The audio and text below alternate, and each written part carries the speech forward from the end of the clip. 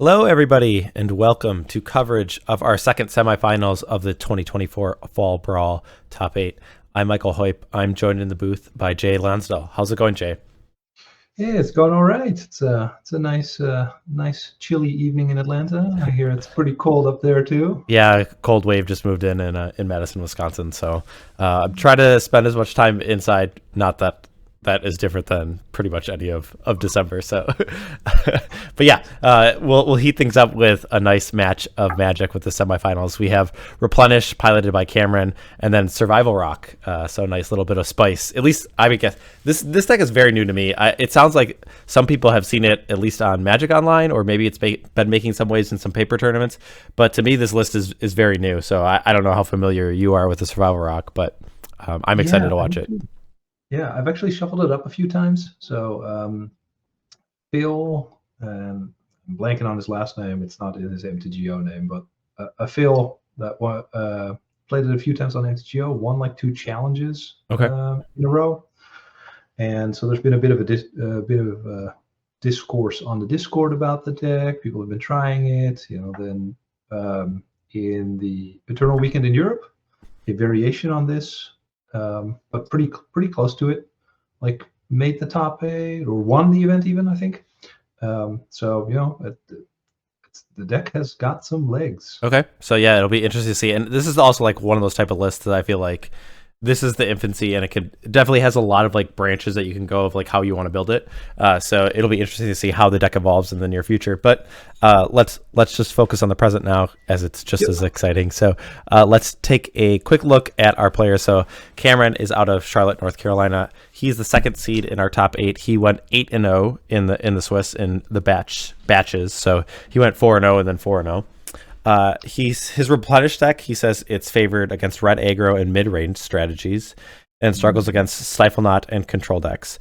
So we'll probably be touching about like the mid-range strategies and kind of like the vulnerability of kind of what the Survival Rock is doing. I think things line up pretty well with what Replenish is trying to do for the most part. I think there are some interesting aspects that the Survival Rock provides compared to a traditional rock list, so we'll see if that comes into play.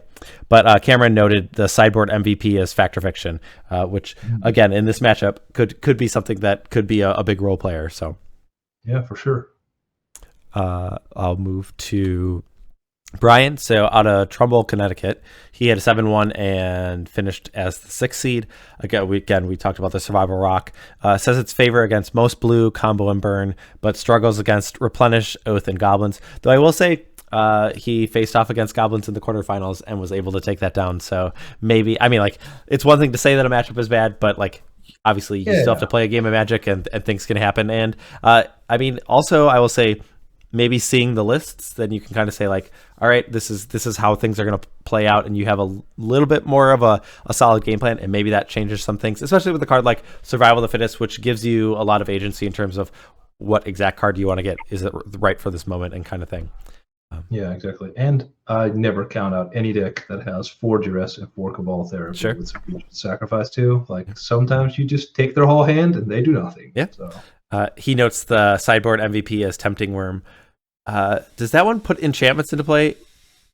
Okay, so there are a lot of permanents still from the like the enchantment deck or the Replenish deck that can come in. So, but again, I'll just on the note of Tempting Worm, it's a card that I wouldn't have expected to see in the quarterfinals match, and it made an appearance and had a pretty big impact. So we can be surprised. So. Yes. I'll jump over to the deck list. We'll briefly talk about the strategies the players are going to implement, and then maybe how we anticipate the pre-sideboard games going. So we will note that this is going to be a best of 5. So the first 2 games are going to be without the sideboard, and then games 3 through 5 will have access to their sideboard. The first deck list I have up is the Survival Rock list for Brian. So the traditional elements of the rock would be Birds of Paradise. This one has 8 walls. I mean, that is a variation. Sometimes you see there are between, I mean, I don't know if I've seen a rock list with 0 walls, but usually there's 4 to 8. There are the discard spells, the duresses, and the cabal therapies. So those are all really normal in the package. I guess one thing that is missing from a traditional rock list is Pernicious Deed. That kind of catch-all is not available to Brian. And obviously the big addition is adding Survival, which gives you a toolbox just for creatures. So kind of his hits are, so Genesis is a way to kind of recur engine. You can get that and then pick up things that you've seen. A card like Bone Shredder might have value to cast, have it die, then pick it up with a Genesis and cast again. But some of the interesting one-ofs, so a Mesmeric Fiend is a way to get a disruption from a creature. Withered Wretch in the main deck is something that could have a lot of play in against the graveyard combo deck. Being able to exile certain cards would be really, really good in a lot of spots. Hypnotic Specter, if it comes down and sticks, could be problematic for a Replenish. And then, I mean, the Tempting Worm is there to, if you, I guess, have seen their hand with Cabal Therapy or Duress, then you kind of know how much damage you're facing, or like how detrimental like casting a Tempting Worm is. And there might be some hands where it's just they get to put 1 or 0 really extra cards into play, or at least consequential ones, and then you're just able to get a cheap 5/5. So yeah. I guess, what do you want to add about this? Is this something you're a lot more familiar with than I am? No, yeah. So I am indeed, like, I'm looking at this and thinking most of the games that I think Brian would have a chance in are the ones where he can use discard effectively and then like disrupt the Replenish player, and then get something like a Hypnotic Specter, or maybe even a Tempting Worm, right? Like some sort of threat that puts pressure on their life total and closes the game out before Replenish draws out of it. That's what I'm looking at here. Yeah, I'll add one like kind of additional aspect, like that with that same sequence of the discard, and then if you're able to get like a Withered Wretch, just like exiling like all the important cards, that at least cuts off the Replenish card. Because a lot of times we've seen a dynamic in this type of matchup where the discards take a bunch of cards from the Replenish deck, and then all of a sudden you draw a card like Intuition or Replenish, and then it kind of just undoes all the work that the Rock deck did. But if you're able to like slip a Withered Wretch in that play, then you can kind of say, hey, I'm going to exile all the irrelevant cards, or maybe a few of them, and that might be enough to kind of swing the matchup. So for sure. All right, now I will bring up Cameron's list. So the Replenish, pretty standard from what we see. There are 3 plows in the main, but I mean it's the full Tide and Wave, 4 Opalescence, and then there are 3 copies of Intuition and the 4 Replenishes. So I guess 3 copies of Mana Leak. That's a card we've seen in and out of lists, and the 3, like I said, the 3 Swords of Plowshares.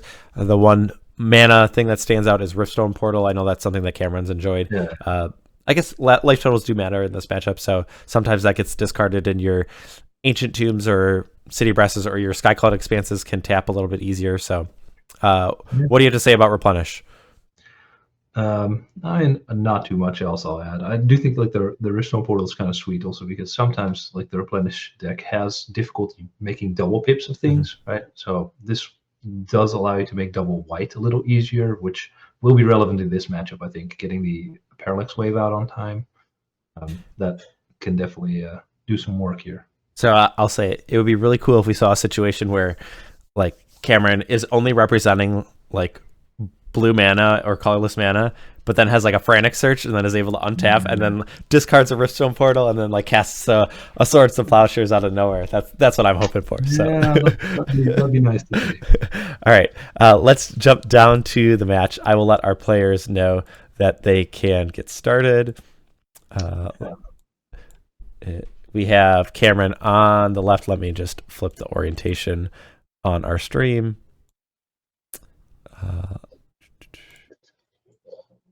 And okay, that looks a little bit better. And now I'll give them the go ahead to start. And Cameron, Cameron is the higher seed, so he gets to choose to play or draw in this first game, which obviously is a very big benefit. It's always nice when you're in the top 8 and you know that you've got that play draw locked up. So the combo deck is going to be on the play. Yeah, very good. Very good here. So Brian on 7, kept a 7, it looks like. In terms of hands that I would want to look for, like Replenish, if you know you're playing against a bunch of discard spells, I would avoid mulliganing if possible, just because you kind of anticipate your hand getting disrupted in the form of Duress and Cabal Therapy, and it's just important to hit your land drops and kind of just have stuff to do. But obviously there are limitations that certain hands you just can't keep. And we do see that turn 1 Duress from Brian. So we'll see what Cameron is working with. I see an Opalescence, a Parallax Tide, a Replenish, another Opalescence, and then 2 lands. So the Riftstone Portal.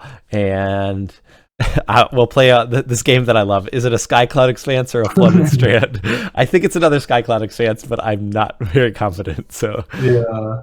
No, it looks like a Skycloud in hand and then a Flooded Strand. Oh, it's a Flooded Strand in play? All right. Well, then I got one wrong. I thought they were both Skycloud Expanses. But yes, Replenish is taken, and then the rest of the cards stay. So yeah. There we go. That's the 2 different kinds here. And so with the Replenish gone out of the Replenish hand, we have a Tide and double Opalescence. I think not entirely sure which of the Parallax enchantments is better in this matchup. Like Brian has a lot of mana creatures, so I would think Tide is less relevant. Oh, this is a pretty, in some ways, a good draw from Cameron, drawing a second Parallax Tide, making this Mesmeric Fiend that's being played by Brian, a little. You'd be a little less enthusiastic, I think, because you're just taking one of the 2. Not able to cut Cameron off of something. I have chat asking about wagering points, so I'm trying to pull up the Twitter poll. That's one of the things I feel like I always forget about. So yeah, I used to do that a lot as well. Just get some pointies going. Never know what you might win. Yeah, maybe more points. That is the first step. Yes. So we see Cameron go crack a Flooded Strand for an island here. So we now have Island Skycloud. Let's see if there's a third land. Yep, we have an Ancient Tomb. So that lets us cast Tide here, which sets back Brian quite a bit, taking away 2 of his lands for now temporarily.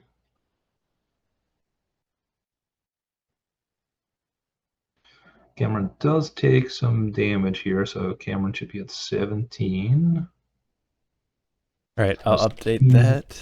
16 from the Mesmeric Fiend. And then Brian plays Adarkar Wastes, taps it, casts a Cabal Therapy, naming Opalescence. So that is the good one, right? If you do see doubles, if you have the Cabal Therapy, it's suddenly not that bad at all. Well, and definitely here's a situation where it's really nice that the Tide's in play, but given that you've taken all the gas out of Cameron's hand, then you'll eventually get those lands back. Is what it's looking like. So. Yep. Yeah, and I think Cameron was not playing any Stifles either, right? So I believe that's correct. I think it was Mana Leak in Swords. All right, so in comes the Mesmeric Fiend, going down to 14.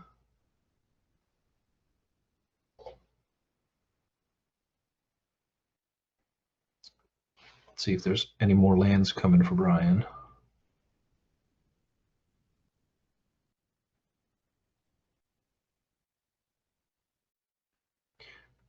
Have to imagine he's not thinking about sacrificing that Fiend to the therapy. Yeah, love the flashback therapy, but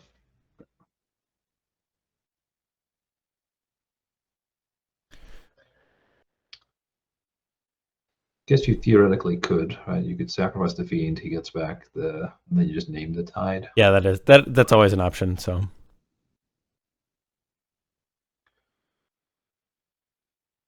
Okay, 18. Here's a Duress. Okay, just to land on Cameron's side, one Adarkar Wastes. They do like all the gold boarded cards on Cameron's side, and then the is that on something, the third unset.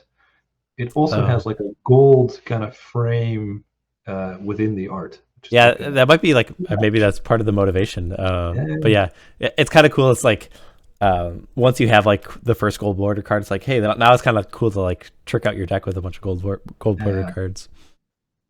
And I like the dedication to the Skycloud Expanse and Flooded Strand, both in that like the gold like 8th edition frame. All right, here's another Tide taking away the 3rd land. So Brian, once again, without any lands coming in, going down to 11 now after the Ancient Tomb dealt 2 as well. Okay, 1 Tide out of counters, 1 Tide on 3. And a draw and a pass. So if Brian gets like his lands back, I guess what is there like that short window? Is he able to like capitalize on that? Is there something he's looking to do like as soon as he gets his mana back? So he'll have, depending on what Cameron wants to do here, but he, might only have 1 land again. Right, there's 2 counters left on this Tide. With 2 mana, I mean, the survival isn't super helpful, right? Without any other lands after that, and most of his other 2 drops are walls. I would, I think my ideal would be I managed to get a 3rd land down and then play that Hypnotic Specter, or a Tempting Worm here would also be good, right? Like, I don't think Cameron has very much going on. He has the mana to cast things and hasn't. So there's probably just lands, maybe a spell there. So like a Tempting Worm would be good. Just get that clock to a turn or 2, right? Like try to finish him off while Cameron's kind of flooding / not doing very much here.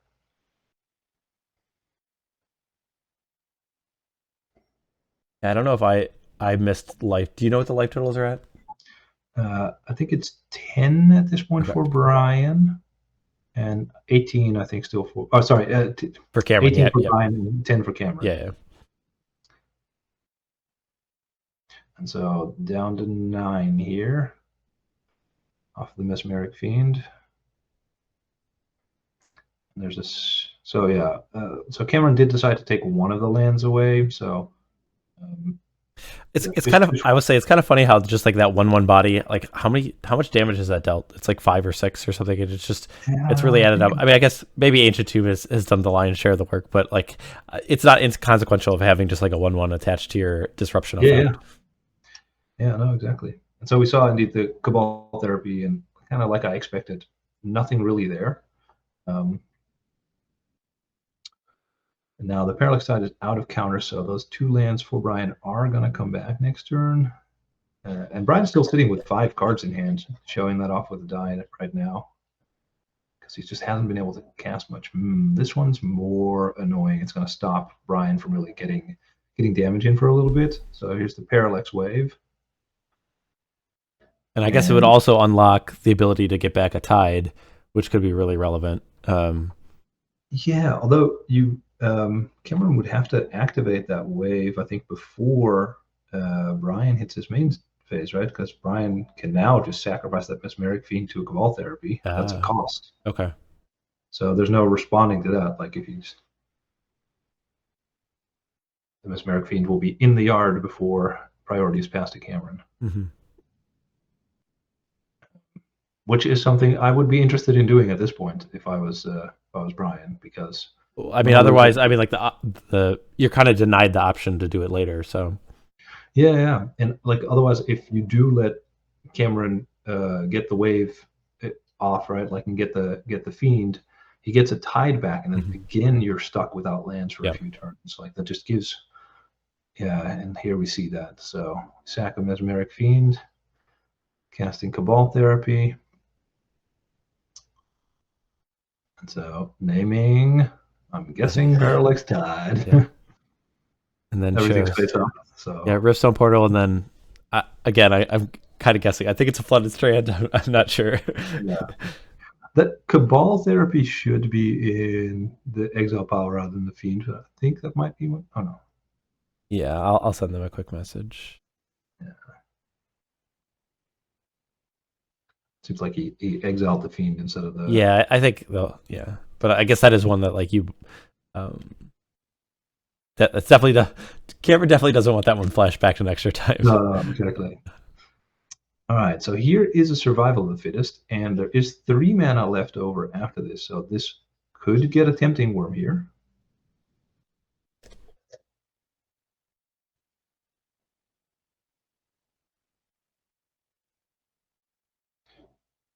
And right. we see there we go. Direction.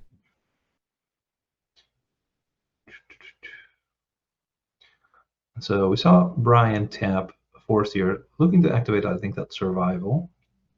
Maybe reconsidering a little bit. So I think the risk with getting a Tempting Worm, which would put a clock on, right, is that Cameron could wave it away, and then when the wave eventually disappears, the Tempting Worm comes in again, and maybe at that point he has a bunch of good enchantments in hand. Yeah, I guess I'm trying to think of if there is a card in his list that is good in the face of this wave. Yeah. I mean, I guess if you have a bunch of extra mana, you can do a little bit with Withered Wretch. I guess if you kind of, I guess you kind of have to wait a turn to have the full maximum mana. Yeah.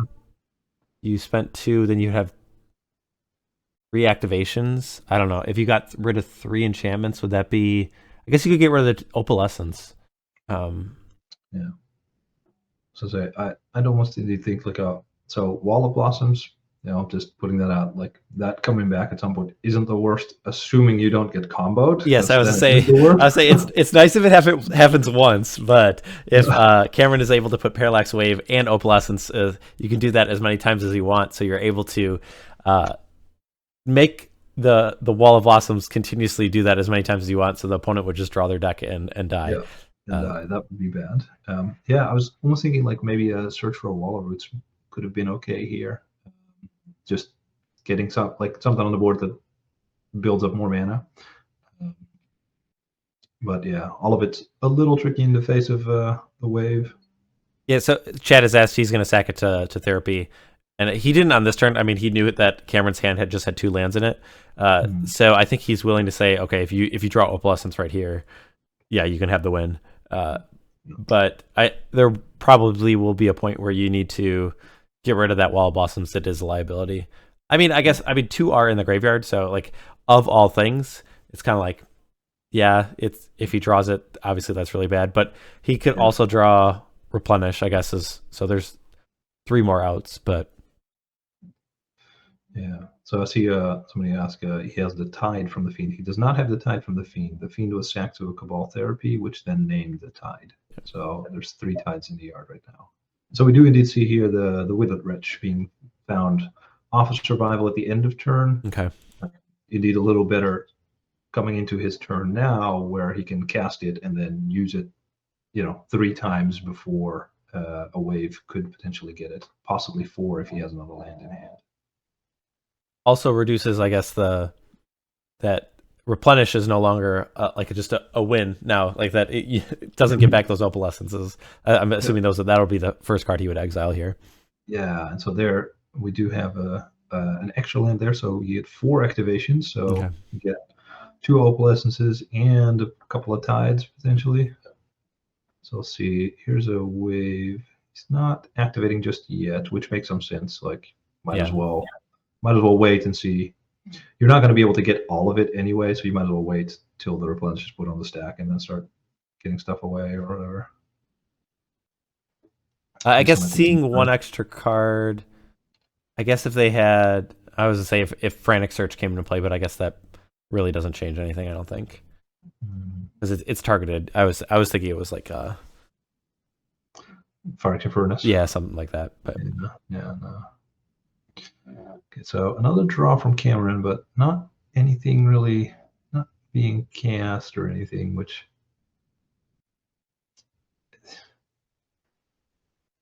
makes me wonder what's being stockpiled there, because I think he's got 3 extra cards now on top of the 2 lands.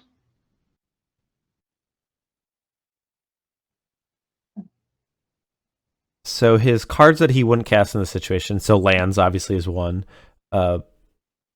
Maybe a Swords of Plowshares, Mana Leak, I'm trying to think if there's. I mean, I if don't you think drew a there's card like Replenish, Yeah. is it a slam dunk here? I guess it. If you don't have an answer to the Withered Wretch, it your Replenish gets bad really quick. So Yeah, I think like probably I would try to. Yeah, I'd probably try to replenish, and then just for the tides, I guess. yeah, you'll get a tide back. It's not great. You could hold on to it, I guess, but like, so here's 4 at And the end of so turn. I guess to say, yeah, it with only one counter left on the wave. Oh, is it getting Swords Plowshared? Where did the Withered Wretch go, or did it got waved out? Okay, I guess there were 2 on it, and one got used. All right. So we are getting a basic at the end of Cameron's turn. I think this was still. Yeah, I think that's where we're at. Yeah.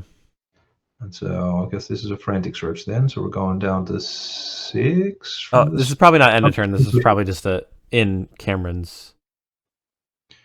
Oh, okay. So Cameron was thinking probably activated the wave in response with the wretch got activated a bunch. Yeah. And then now we're intuitioning for Opalescence. And with the ability to cast that will so it's Opalescence Replenish. And so essentially that's a way to get it. I guess I didn't think of that. I did think of intuition when I was talking about it, but because the 2 of them were gone, I'm like, oh, intuition like won't get you what you need. But obviously if you're able to put a replenish in there, there's no. So that must have been the card that he drew just now then. Okay. Yeah, this is so yeah, the Wall of Blossom sticking around is problematic here. It's going to cost Brian the game. I get to draw a card? Well, yes, you're going to get to draw more than one card. Yeah, I'm going to draw approximately 50. Yeah. And there's nothing that Brian can do in this situation. Yeah. He's just checked. Is this a May ability? Is this a May ability? It is not. I'm sorry, Brian. This is everybody always says all those blue players, God, best feeling in the world, drawing a bunch of cards. Yeah. You got to stop at some point. In this case, you will not stop. Wall of Blossoms, killing another wizard. That's right. All right. Well. Yeah. So that was possibly indeed a misstep to let it stay in play for so long. The Wall of Blossoms, but yeah. Yeah, I will say. I mean, like I thought it was relatively safe, but yeah, I didn't consider intuition, and I think that definitely increases the number of outs in that situation. Yeah. It made a lot of sense to me, like to not do it immediately when you know your opponent basically has nothing in hand. Right? Yeah. So like you don't. But yeah, every turn that goes by, it gets riskier and riskier. Mm-hmm. Well, especially in that spot, like I mean, like the Replenish deck. I mean, some of the non-hits are like Attunement and Frantic Search, and those are very possible to get you to what they need. So next thing, especially as he keeps making land drops, right? Getting up to, in this case, 7 mana, good amount. So I will say that game. I mean, Brian did a really good job of disrupting Cameron, but again, that's kind of what we say is like the black-green deck does a really good job of disrupting the opponent, but then if you're not able to close the game. And I will say, I think the reason that Brian wasn't able to close that game out was the Parallax Tides. It wasn't lack of like deck construction or just something that Brian did wrong. It was just because you losing all your mana makes it a lot harder to apply pressure. So that bought the time that Cameron needed to get out of all that disruption. Yeah, absolutely. Yeah, I mean, like it, with Brian mentioning that Replenish is a bad matchup for him. Yes, this game did not go his way, despite that Cameron, his draws maybe weren't super good. He made some stuff happen. This is, I think, the kind of game that you could potentially win if you are, just that little bit more lucky, you do manage to get a 2/2 or anything really on the board in between those tides. Sure. That Parallax Wave comes a turn later, right, or a turn earlier, so that the counter is gone by the time the Opalescence comes. Like, like it wasn't that far off. So I do see there do seem to be ways that Brian can take games here. So I'm hoping we get to see 4 or 5 games here. That'd Sure. be nice. I can always root for the black-green deck. Yeah, exactly. Exactly. That's a beautiful little Birds of Paradise coming on turn 1. I mean, that Sure. that could have been a card that could have changed the game there. I mean, like we saw Parallax Tide taking out a bunch of mana sources. If a Birds had come down earlier, then maybe having access to an extra mana in those extra in all those turns might have changed things a lot. So Yeah, for sure. Birds coming in for 0 damage.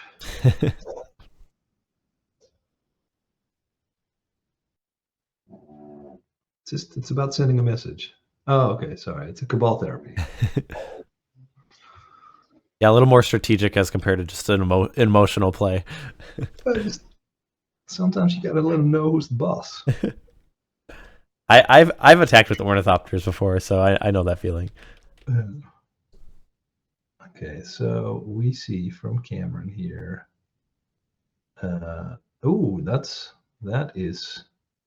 That is neat. So the Cabal Therapy named Seal of Cleansing. 2 of those were revealed, and then there is a whole panorama of cool enchantments in Cameron's hand. Opalescence, Parallax Wave, Parallax Tide, and an Attunement, but so far no blue mana, just 2 plants.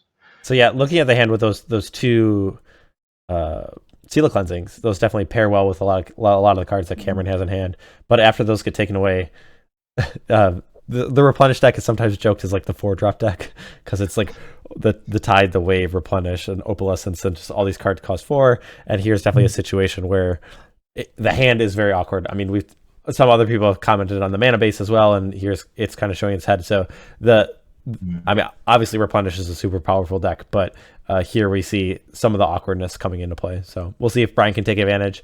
This definitely looks a position where he's in the driver's seat with survival in play and Cameron kind of having a clunky hand. I think this is definitely an opportunity. There's blood in the water for Brian to strike and take the second game. Yeah, I wonder if Brian, kind of thinking through how much mana can he make, what's he getting, and then doing after, right? Like thinking through a few lines with this survival. So I think the level 1 line here is like getting a Hypnotic Specter and putting that into play, trying to get to work. But you risk then Cameron drawing a City of Traitors, an Ancient Tomb, right, and start casting those white 4 mana enchantments, which are those are the ones that are pretty relevant here in this creature matchup. Okay. So I think he might be thinking about, can I get something else like a Wall of Blossoms? Do I need to cast a Cabal Therapy first, right? To get some of that, to cut off those kind of outs for Cameron here. Yeah, I mean, I think if the game's going to go on a few more turns, then I think Squee is going to get woven in there. That's very likely. But yeah, in terms, I'm trying to think of his list. I guess Wall of Blossoms is really the only like creature that you want to sacrifice to Cabal Therapy in the spot. Yeah, the only one I would actively want to sacrifice. Yeah. I guess Mesmeric Fiend is the only one that has some added benefit, is that you get to see their hand again. But in this spot, it was just one unknown and not worth it. So there goes the Wave. And so now 2 more mana. Here comes a Wall of Blossoms, right? Draw. We have learned from previous actions and are immediately taking an Attunement, which I think is good here. So we saw a Flooded Strand. So there is a blue mana, but there's not immediately 4. So the Tide's not coming into play, and an Opalescence by itself is not that scary. That Attunement is something that would start digging for the extra lands. Yeah, I think that was more the motivation of the immediate flashback, was just cutting out outs kind of thing of smoothing out your draw. But yeah, also the bad memories, the PTSD from game 1. Get this Wall of Blossoms out of here. This one is not staying. Not again. So here on Brian's turn, we see a a Graveborn Muse hitting the bin. Graveborn Muse pretty good in like grindier matchups, right? And in the play your personal Phyrexian arena, or sometimes better with the Withered Wretch in play. Yeah. But probably not in this matchup. And there, yeah, we see the squee getting woven in.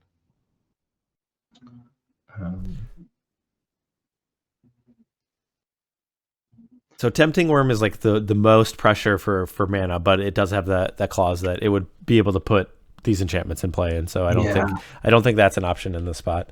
So second, I mean, there's a Masticore that's a 4-mana 4/4. A Baloth is a 4-mana 4/4. I think we're getting to 5 mana where just Deranged Hermits, right? Those put the most. Okay.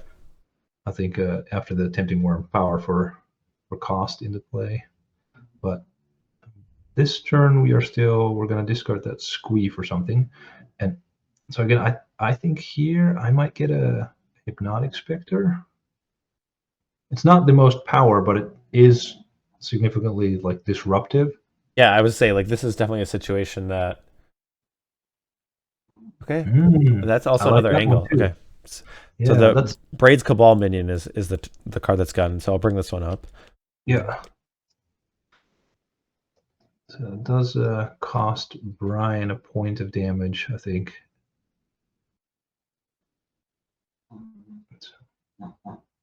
Are both players at 19? I think Brian's taken 2 pings, but I'm not sure. Yeah, I think Brian has taken 2, and then Cameron has not. He did the Flooded Strand, yeah, right? So he sacked that this turn to the Braids. Oh. Okay. Because he drew right after. Maybe. I was just looking at the boards, and it looks like both have like crossed off a number. So, but no. So 20 for Cameron and 18 for Brian. That's what you're thinking. That's what I'm thinking. Okay. Yeah.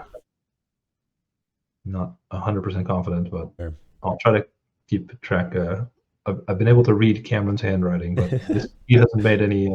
Hasn't adjusted anything yet. All right, so untapping, and now Brian also gets to sacrifice something.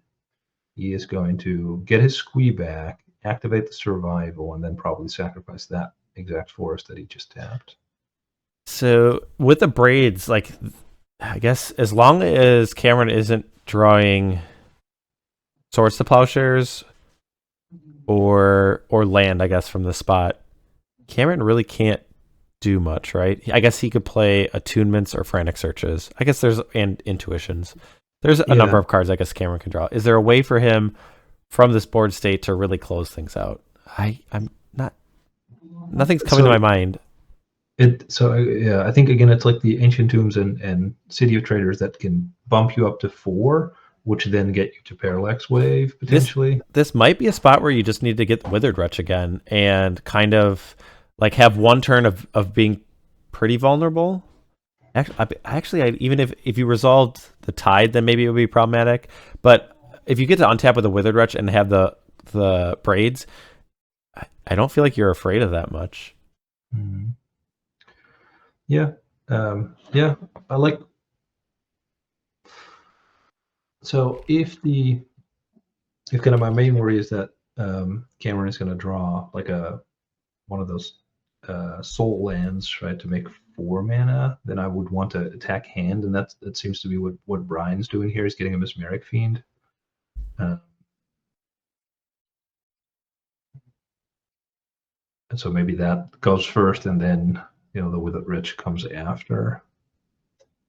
Okay, so there is another land there.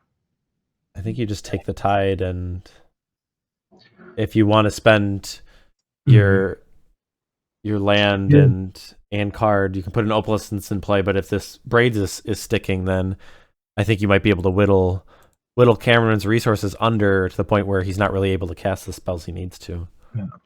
So Cameron goes down to 18 now as well. And he is writing down 19 for Brian, but I'm pretty confident he took at least 1 damage before. But anyway, Oh yeah, I guess I was thinking that Cameron would get to 4 mana at one point on this turn, but yeah, if there's no soul land, then he's not there. And Yeah. so yeah, I guess Cameron has to think whether he wants to play the land or not. But in most of these situations, I think you kind of have to. I think he kind of does. I mean, it depends a little bit also, like if he drew, like what he draws, if more stuff's going to happen. Like, because the Adarkar Wastes in some ways is perfect because it's catch white or blue. And now again, he has the option. He'll see, and he'll have to think in his upkeep depending on what he has in hand if he wants to sack the island or the plains. Yeah. You got to keep making land drops because if you don't, then you're cutting yourself off of the jumping to 4 with the soul land. Yeah, I think beyond that, if he gets below that threshold of lands, then I think Swords of Plowshares is the only card that really gets him out of this situation. Yeah, exactly. But yeah, the Withered Wretch here is kind of a nice insulation, I guess. It's nothing crazy. It's neither like a super fast clock or like the perfect disruption, but it's not bad. It certainly makes Brian feel a lot safer for this situation. That if the Braids were to get exiled, then okay, you still have an active Withered Wretch, and it's still very hard for the Replenish deck to piece things together. Yeah, Cameron's going down to 13 here, and then we see that Hypnotic Specter come into play, and I think now it's kind of do or die. Yeah. Like, if your hand's being attacked, you're losing, permanents in your your lands in your upkeep. Like, there's no way you can keep making land drops and keep something in hand too. Well, I was gonna say, like, Brian has every aspect. He's got the permanence because of the Braids. He's got the hand because of the Hypnotic Specter. He's got the graveyard because of the Withered Wretch. So whatever, triple whammy. Yeah, whatever you want to do, Cameron. Here you go. And yeah, that is enough. So I guess Braids was a card that like I didn't come to my mind, but I was kind of thinking like, okay, what card do you want to get in that situation? And that was the first one that came down, and there was a small amount of breathing room for Cameron that maybe like if he drew the right card at the right time. But after that short window had passed, then a lot of things had to go Cameron's way for him to pull out of that. So Cameron lost that game thanks to the Braids. I would say I think did a lot. Yeah, there. yeah, that kind of like put that game away for sure. And so interestingly enough, I think that one is not like in that guy Phil's list. I think he maybe had it early on, but hasn't had it in a long time. Like, and other than that, the list that Brian is playing looks very similar to the list that like won the challenges. That Braids, that's a deviation and clearly one that's made some impact here. All right, I have the deck list up for Cameron, so the Replenish list is up. So the sideboard is 2 Orim's Chant, 3 Meddling Mage, 1 Swords of Plowshares, 2 Factor Fiction, 1 Stifle, 2 Chill, 2 Blue Elemental Blast, and 2 Annul. So the cards that stand out to me the most are an extra copy of Swords of Plowshares and 2 Factor Fiction. I could see arguments for Annul. I guess that only gets Survival and Recurring Nightmare. I guess it gets Masticore. I don't know if I'm that excited about Annul, but I think the Swords and Factor Fiction I'm looking at the most. Yeah, so I'm not super confident in Factor Fiction, but maybe. It could well be actually, like if your hand's just getting ripped to shreds here, right? Then like maybe a Factor Fiction off the top gets you back into it. Annul getting Survival, I think, is pretty relevant. Like cutting off this, like, all right, I'm just gonna find all these one-of disruption creatures. So I think I would go with Annul, either that or some Meddling Mages. I think it's really unlikely that Brian keeps like creature removal in. Okay. And so like you could pick Meddling Mage as a way to try and keep Survival off the board or to cut off some of these like disruption pieces. Yeah, I definitely want the extra Swords of Plowshares in there. And so then I guess the question is, what are you cutting? Yes. So Mana Leak, maybe. I don't know. I mean, also, if you're bringing in Factor Fiction, I don't know if you need to cut a few 4-drops, but maybe you're just not planning on. Maybe you can cut an Opalescence, or maybe you cut a Wave or a Tide or an Attunement. I'm not very sure. Maybe you're cutting Frantic Searches in this type of matchup where you're maybe not going for a super fast kill, and given that your hand is discarded, you maybe Frantic Search. I think that might be the card that now that I think about it, might be a card that I would cut. Yeah. So I'm guessing that most of the time you're bringing in Fact or Fiction, you're taking out some number of attunements or Frantic Searches, right? Because you want to go up on card advantage and not have the card disadvantage of attunement or Frantic Search. But yeah, something like that. And I do think mana leaks are probably not that great, especially against like so much discard spells, right? Like, which may also be a reason not to have the annuls. Like maybe there's no way that that you're getting to keep that annul if it's relevant. Yeah, so I have the survival rock list up, and so 4 engineered plague, 4 naturalized, 2 smother, 1 Sabo's web, 1 spike feeder, 1 tempting worm, 1 Uktabi orangutan, and 1 withered wretch. So I think 4 naturalized, 1 withered wretch. I don't think this other tempting worm gets in there, but I know Brian likes it a lot more than I do. So I think players are shuffling up, but I'll keep an eye on that. Yeah. I do think. I don't think I put the extra tempting worm in. I might even board out the one. Like, just think it's so unlikely that that it, you really need to be in a very good position, and then maybe you'd still rather have all the other disruption pieces. All right. Yeah. Cameron's going to start off with the Adarkar Wastes, and Brian's going to start off with turn 1 disruption in the form of Cabal Therapy. I guess maybe not ideal since you aren't guaranteed to hit with like a Duress would. And we do see, looks like a Fact or Fiction, a Parallax Wave. We do see a Meddling Mage, a Mana Leak, and a Seal Cleansing, and then an Ancient Tomb. Yeah, so Fact or Fiction need to come in. Meddling Mages came in, but not the Mana Leak going out. So maybe indeed some of those attunements or like Frantic Search is more what we're seeing being taken out. So Cameron does jump to 3 mana on turn 2, but it is pretty painful mana here. You try to Mana Leak here, it's going to take, lightning bolting yourself.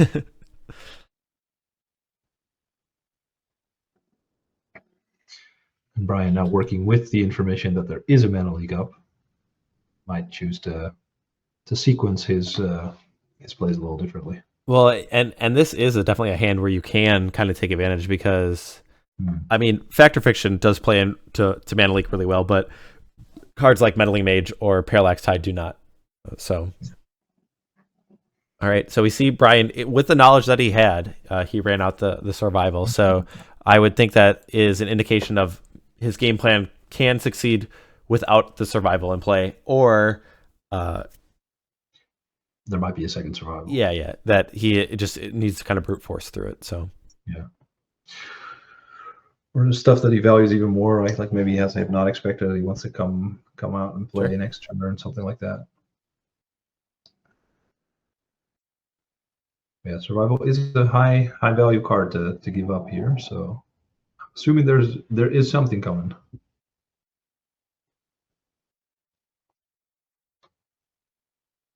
So Cameron had drawn and passed the turn, didn't add another land, and now we're on Brian's turn, who also has yet to add a land. So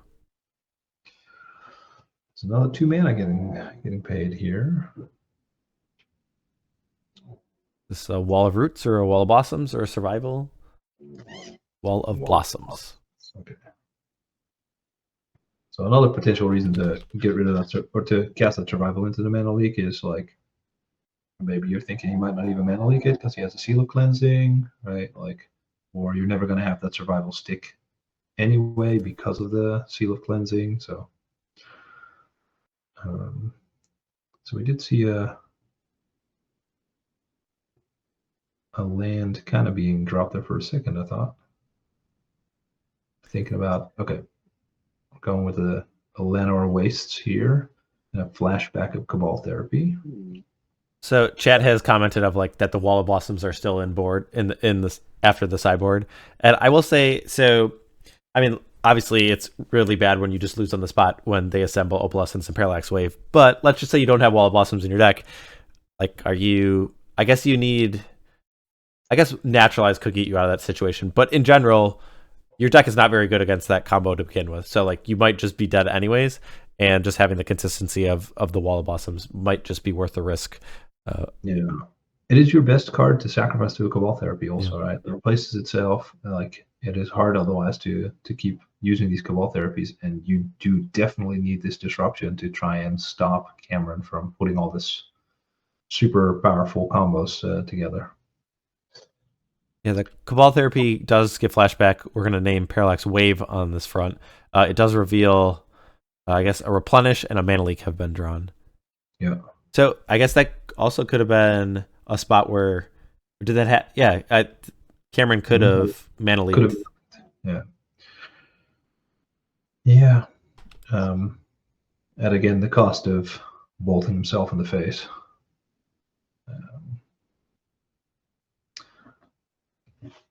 Well, it also, like, if Cameron is just passing, he might say, okay, you take a wave, but now I might be able to Mana Leak your next threat, whether it be a survival or, I guess, unlikely to be a survival, I guess, because the Seal Cleansing's still in the hand, but whatever. And he had a Replenish hidden, right? So, like, maybe indeed he recognizes my Parallax Wave is likely what's going to get named. Doesn't matter whether it's in my hand or in my graveyard at the moment. So Brian untapping with 3 lands. I thought I saw last turn a swamp that he almost played before the wastes. Okay. So there might be a land coming now, and then we'll see what. Oh, here's another wastes. So we're at 4 mana. That is Braid's mana, but probably not casting that into Mana Leak here. Yeah, I would say, unless you have a game plan of a different card that you want to resolve. I mean, we saw Braids be very good in the second game, and it'd be great if it were resolved, but it wouldn't because of the Mana Leak. So, and I imagine it would be great here as well, given that Cameron's been stuck on 2 lands for a little while. Like, yes, 3 mana, but still only 2 lands. It's only 2 turns of braiding. Brian doing some real math here. His hands or his cards are on the table, so it's getting some serious thinking time.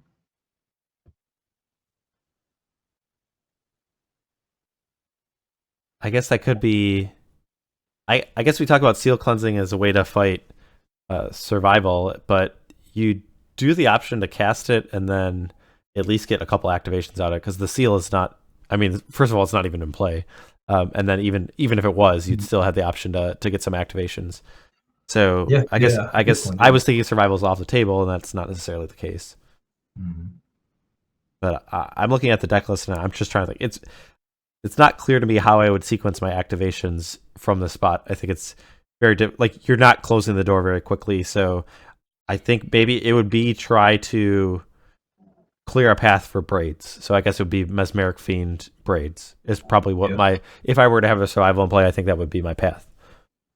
Yeah, I think so too. Like, it's just getting the disruptive creatures, getting the Mesmeric Fiend, getting the Braids, getting the Hypnotic Specter, whatever you're missing of those from your hand. Like, that's what you're trying to get. Maybe onto a Vigilante after that. So squee in between if you think you have time.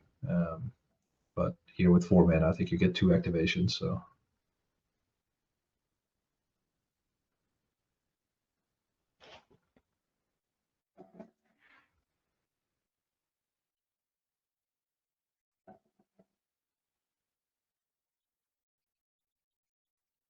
Right, we see the Wastes in the Forest tapped, so I guess this could be a wall, but it also could be a survival. I mean, I guess it would. Well, there is a survival. I would say the weird thing here is we left black up, right? So we didn't use Swamp we used a Llanowar Waste. That's the part that seems unusual to me. So I'm guessing that he's, in that case, like, he's confident that this will get Mana Leaked, and thus he is keeping the swamp open because now he can cast something. It saves him a point of life. It saves him a point of life.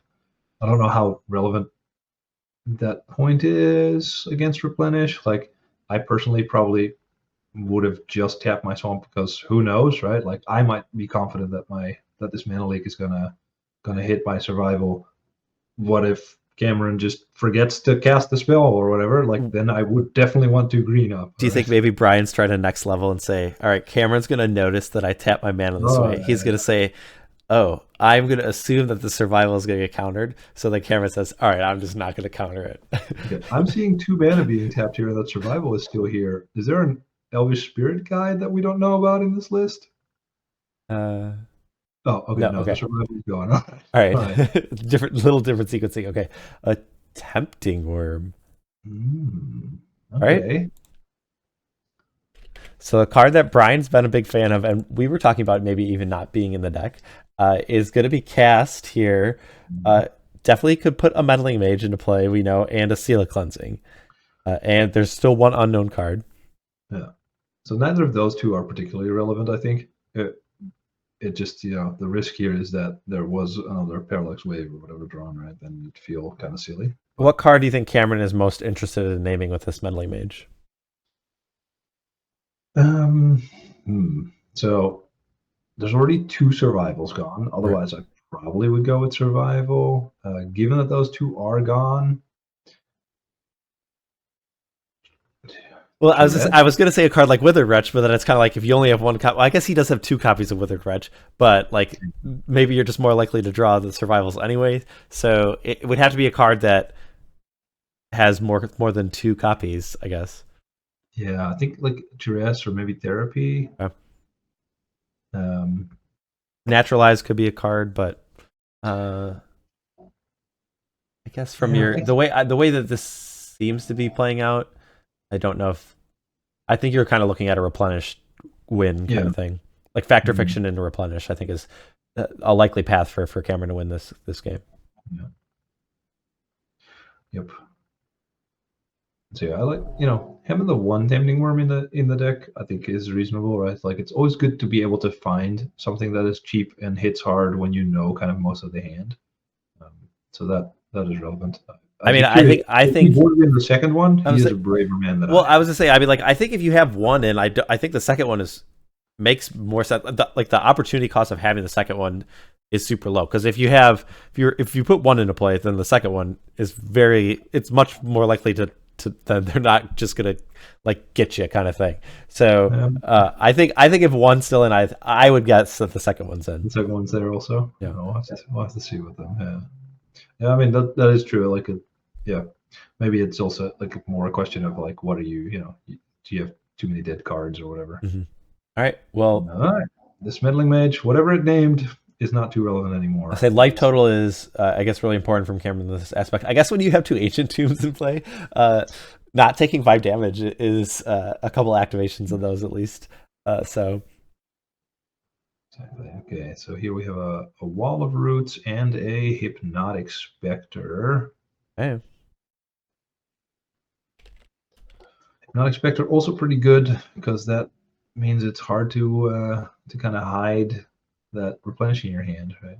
Yeah, just in general, if we talked about like the game plan of, it is nice being able to at least cast the Factor Fiction to pad that replenish, but it definitely would be unfortunate for Cameron if he's setting up a plan and one of those cards gets discarded. So it's difficult to play against when multiple turns go by, because obviously the card is random. So yeah.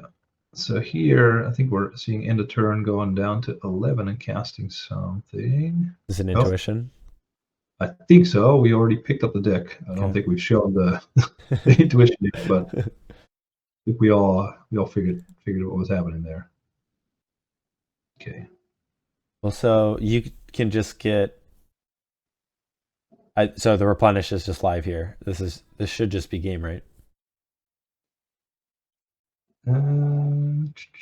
So Ryan's tapped out. Well, he has a Wall of Roots, but I guess 1 mana doesn't do enough. So I assume here you put the 1 in hand. Yeah. I mean, there's going to be an Opalescence in the yard. Yeah, I would say if there's 2 Opalescence in play, then Naturalize doesn't even get you out of this situation. Yeah, Naturalize not going to get cast here. Well, I was going to say Brian could have played Wall of Roots and put a counter on it and left up a mana. I'm assuming he doesn't have Naturalize, but if he did, he could have represented Naturalize on this turn. Yeah, so we're going to 6, but here come the team. Yeah. All right, Brian, can you win without creatures? and not having creatures for the rest of the game. Yeah, exactly. Like, can you cobble together a win without ever having any creatures? Wait. So he could have exiled the Tempting Worm and then brought it back and then put in the Tide. And then exiled it permanently. So I think this just could have been like a complete lockout. But that would not. Yeah, that would have been even better. That would yeah. not be any lands either. Oof. Yeah, I would say I don't know if there's still any way for Brian to win this game, but I think Cameron did have the ability to just completely lock out Brian. And so there's no. Yeah, that's true. Yeah, it would have been a good one. Yeah, the active enchantments are going to make quick work. So yeah, exactly. Like, and there's even if you draw naturalizes don't work in this situation. Yeah, with the 2 Opalescence that you're able to phase one of those out, and then but oh man, now that you pointed it out, I'm so sad we didn't get to see the. Okay, I am going to exile all your creatures, but first I'm going to let one come back. Yeah, that one. Let me just. Yeah. Yeah. All right, I'm looking at the list. I'm trying to think. I guess we technically didn't see any sideboard cards from Brian. We didn't see any of the naturalize. I mean, we saw it, and then Tempting Worm and Withered Wretch are already in the deck. So, yeah. And then from Cameron, we saw Meddling Mage, we saw Factor Fiction. Yep. I believe. Yeah, so those are the sideboard cards that we saw from. We saw the Meddling still in. We're assuming Swords to Plowshares obviously there. So we saw the Intuition still. So it could be Frantic Searches or Attunements, I think maybe are the cards that I would Shave the Tide or whatever, like stuff. Yeah, like I could see that too. Players do sometimes. Yeah. And we are going back to the board here, maybe. Yeah, it could be something that's on a play draw thing that if you're on the draw, your Meddling Mages I think get a lot worse. It's always going to be behind a survival, and if that's the main card that you're trying to cut off, I guess if your plan is to cut off a card like Naturalize, then I think Meddling Mage still has a little bit more value. But I think if you're mainly targeting survival, then maybe Meddling Mages go out, and if Annuls weren't already in, then maybe those come in. Yeah, Naturalize was an interesting card I found against Replenish. Like they're trying to get enchantments into play. Let me get these Naturalizes in my deck, but like it's not as easy to actually like get good use out of them, right? Mm-hmm. With the Replenishes, with the fact that with an Opalescence out, a lot of these enchantments can be protected basically from a Naturalize. Like it's you're kind of hoping that they don't have it all, right? Because it doesn't stop that. It's not like a Tranquil Domain or anything where you can. I've played it in decks like Goblins, or my version of the Rock is a lot more aggressive. There's Blastoderms and 4 Ravenous Balos and Treetop Villages and Mishra's Factories, and so you have a lot where in sideboard games I have like Phyrexian Negator. So like there's a lot more ways to pressure them. So even maybe just getting rid of an enchantment and kind of making them slow them down a little bit might be a little bit more productive than a deck like Brian, where Naturalize might stop Cameron from doing what he wants, but if you're not able to really turn the corner, which, like, I mean, I guess survival could kind of do that, but other than that, like, usually Cameron's going to have some amount of time. Yeah, exactly. Because like last game, for example, maybe he had 2 Naturalizes in hand, like they would have done nothing at all. Mm-hmm. That's like I found that complicated. Like even I play a lot of like green decks in Premodern. It's always a little, I'm never quite sure. Like, even if I have 4 Naturalizes, sometimes I don't even board all of them in because don't want to get flooded on them either. Sure. So Brian, a good start again. Yeah, and I was going to say, like, and there's a lot of times that I play against people and they play around Naturalize. Like, a card like Survival, if you keep it in your hand for a while, you can still get an effective use out of it just by activating it some number of times before it gets naturalized. Yeah. All right, let's see if those Meddling Mages came out for Annuls here. There's a Survival. with one land in play on Cameron's side, and nope, that turn is passed. All right. Well, this is kind of interesting because, like, I mean, like Brian, this aside from disruption, I mean, this is the ideal start. Birds for extra mana and resolves the survival of the fittest. So his deck is basically operating on a game plan that he wants. So this kind of opens up like all the branches, that, assuming that he has a creature in his hand, which seems very likely. I guess if Seal Cleansing comes down here, then maybe he's probably not able to really maximize the survival. So I think if Seal of Cleansing comes down here, I think that'd actually be really good for Brian because he can respond, get the braids. Okay.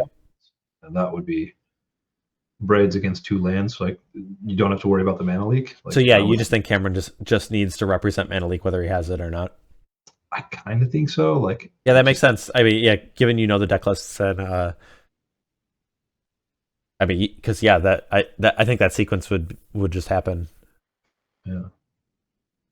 Well, here's an attunement. Can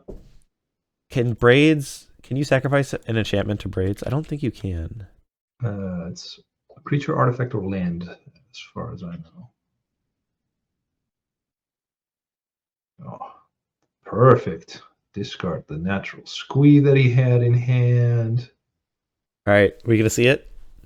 Are we gonna see it? Well, I was gonna say because you probably don't want to sacrifice that island if the City of Traitors is your other land if braids is in place. So it's very it's painful, right? Like so, if there's another land, I have to imagine you slam that braids here and be like, maybe you don't have a 4th mana source. I mean, but yeah, that's assuming that you do. This braids just seems like a slam dunk here. Yeah. There's hesitation, so I don't. It might not be a 4. I mean, the deck does like this particular version of the Rock deck. It does only play like 20 lands generally. Okay. Yeah, his like list 10 is forests, 4 Llanowar Wastes, and 6 swamps. Yes, 20. So, yep. It is a little risky to be like, I'm just gonna get that braids anyway. Yep. I was gonna say I might do it anyway. Like you are not a favorite in this matchup. This is such a high like percentage play if you do draw that land. Even if it's a 1 in 3 chance that I draw that land, 1 in 3 chance to win this, or get close to winning this. Yeah, I would say, and if you miss on this turn, you do have the option of bringing back Squee and going to get Wall of Roots. Yeah, get something else, right? Like, there is a 4th land. Yeah, this seems really good. Let's see if we've overestimated this, but yeah, I mean, there's no white mana here that you can upkeep. I guess doing it on the upkeep doesn't really change anything. Yeah. So there's a Frantic Search here, or an Intuition. Okay, Intuition for 3 lands. What are we doing here? 3 swords. Okay, so maybe there's a white mana hanging out in the hand. Yeah. And you're probably sacking that City of Traitors. that will be my prediction. But yeah.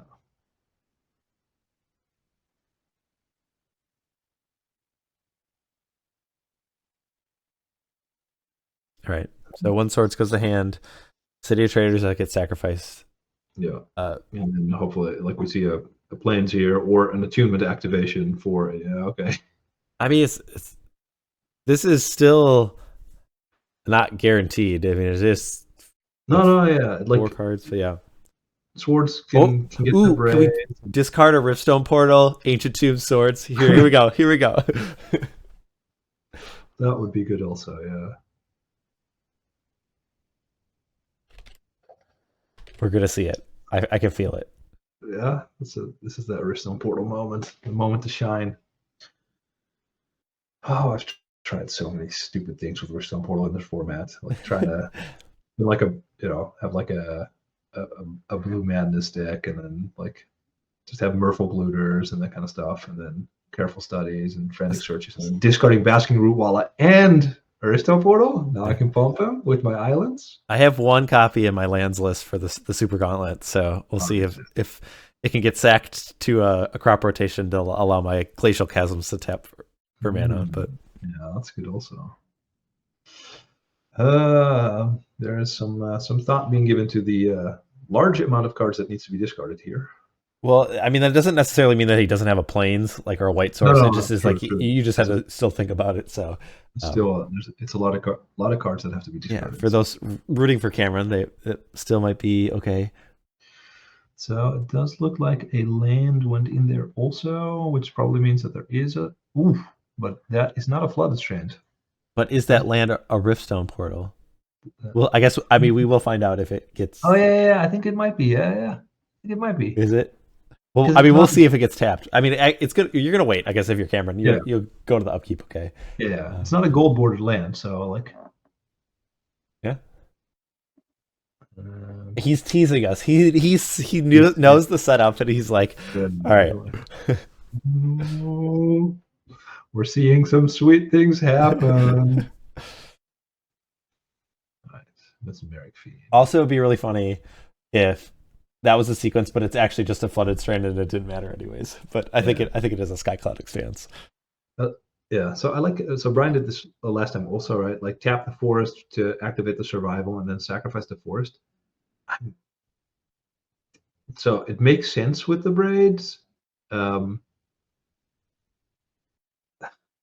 like you kind of want as many forests as you can with survival also. Sure. Like, all right, here comes the swords for the braids, I'm assuming in response to the Mesmeric Fiend. Yeah, we gotta show them. How are you tapping that for mana? Belcher. So it wasn't a Frantic Search that put it into play at instant speed, but I think that is enough of the goal. The bingo card can be stamped for what I wanted. So yeah, exactly. All right. And so what is in the hand now? We have an Attunement, a Meddling Mage, a Mana Leak, and a Replenish. I mean, you kind of have to take Replenish here, right? Like with the Ancient Tomb. So there's a Opalescence in the yard, and an Attunement, right? Or did that? No, the Attunement is in hand. Oh. So I can't quite see what that blue card is that's in there. If that's a fact or fiction, or that one, that Replenish is exiled, right? It's not discarded. It is exiled, yeah. Okay. Yeah. Exiled with the Fiend.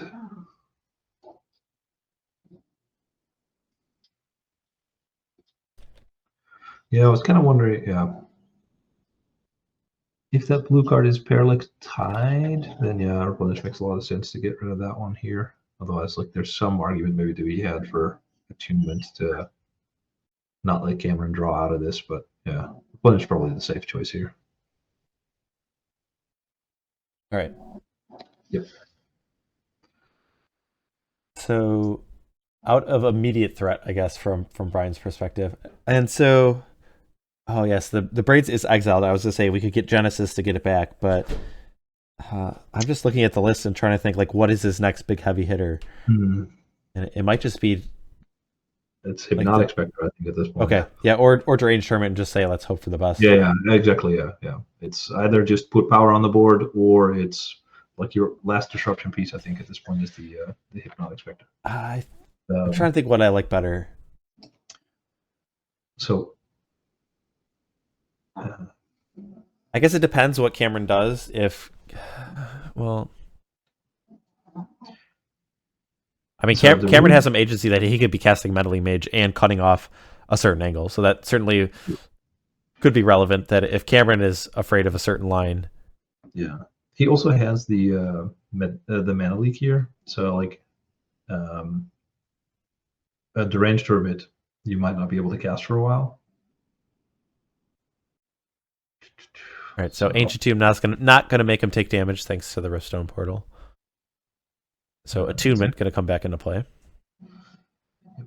And so a Hypnotic Specter, you could, if you had a land here, you'd have 6, so you could play that around a Mana Leak, but Mana Leak no longer relevant with Cameron tapping out. So you could, if you had a land here, find a Deranged Hermit and play it. That is a fairly quick clock. If you're willing to pay the upkeep, I guess it's 8, right? I guess it's 9 if you're willing to pay. Yeah. Yeah, I mean, and there's another thing you could do since he has two, right? You could get a Deranged Hermit, play it, next turn, let it die, but get the second Deranged Hermit and play that. Then you still hit for 8, but you have, four more creatures. Then you only have to pay the upkeep the turn after when you're killing him. Okay. But here's comes Wither Wretch, which also makes a lot of sense. Like that's also a good one to shut off a Replenish or like a Swords on the Fiend and then a Replenish or stuff like that. Yeah, the biggest downside of the Withered Wretch, and I'm not trying to say it's not the correct play, is if Meddling Mage comes down, then the Withered Wretch, your offense has been halted. But I mean, maybe I don't know if you still have a card like Bone Shredder in your deck, or if Masticore is in your list still. I would think that Masticore at least comes out. I probably also would take the Bone Shredder out, but we have Tide, so I mean, this is fine, but also like the Withered Wretch still gets to do a lot of damage. Still gets to exile 2 cards before this Tide gets activated, and then there still are 2 Birds of Paradise. So the Withered Wretch is still like online, still going to be able to do a lot even without lands. So we're seeing the one at a time. Going to exile your land in response. I'm going to exile your enchantment. So now there's no enchantments left in the graveyard. Oh, are we gonna exile that Riftstone Portal at some point? Oh, that would. I mean, that's the next highest priority, right? Yeah. At least for the commentators, yeah. I mean, it means his Ancient Tombs have to tap for damage. Yeah, no, exactly. It's not entirely irrelevant. Yeah. Down to 15, Cameron. I mean, I don't not like Brian's position here. No, yeah, it's reasonable. I guess what can Cameron do from this situation? I guess Parallax. You could draw a Parallax Wave. But okay, so if that happens, then I guess you're exiling the birds. What are you exiling? I mean, it's just. Are you just exiling the attacking creatures? I guess. Like I'm not even sure. Like Wave seems fine, but like it doesn't like win you the game. No, it doesn't win the game, but it buys a few turns, right? And then you can eventually find that Opalescence. I mean, Opalescence might be the better card right here because you're able to cast it on this turn because the Riftstone Portal is still in the graveyard. I guess actually, we probably shouldn't have let Cameron go to upkeep with the. I guess you still have white mana from the Skycloud Expanse, so never mind. Yeah, and there's a Plains in play now, but yeah, I was thinking double white for the. Oh, yeah. That he didn't have double white, but.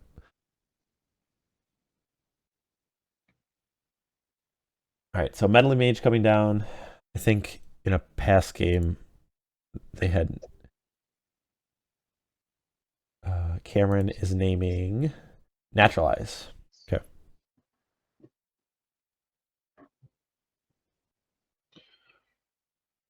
Yeah, that seems reasonable here, right? Where he's kind of like just casting his enchantments one at a time. Yep. He's keeping Mana Leak up, which also seems pretty good, given that at this point Brian cannot really attack.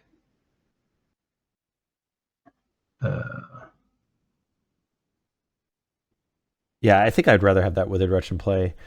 I guess you still have the ability to get it back. I mean, if Genesis is still in your deck, or you likely have another copy because one came in the sideboard. So maybe you're willing to trade. Is there a time? Are we approaching Tempting Worm time again? It is starting to get to that point. Yeah. I mean, I'm just looking at other permanents and like our other creatures, and nothing is jumping off of things that I would really like. Another Withered Wretch or Tempting Worm is what I'm looking at. Also Genesis, I guess, if that's still in the deck, to put that in the graveyard.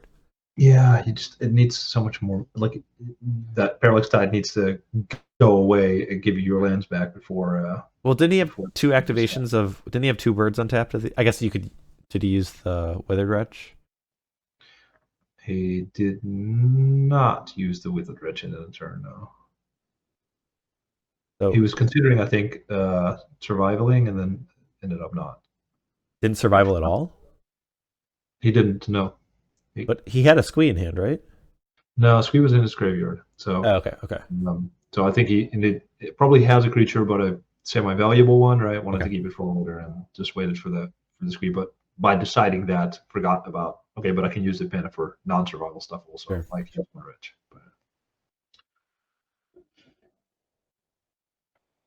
So third burns, and now we have Cameron using his Attunement and putting a bunch of lands and a mana leak in the yard. So I'd say Tempting Worm is live again. Okay.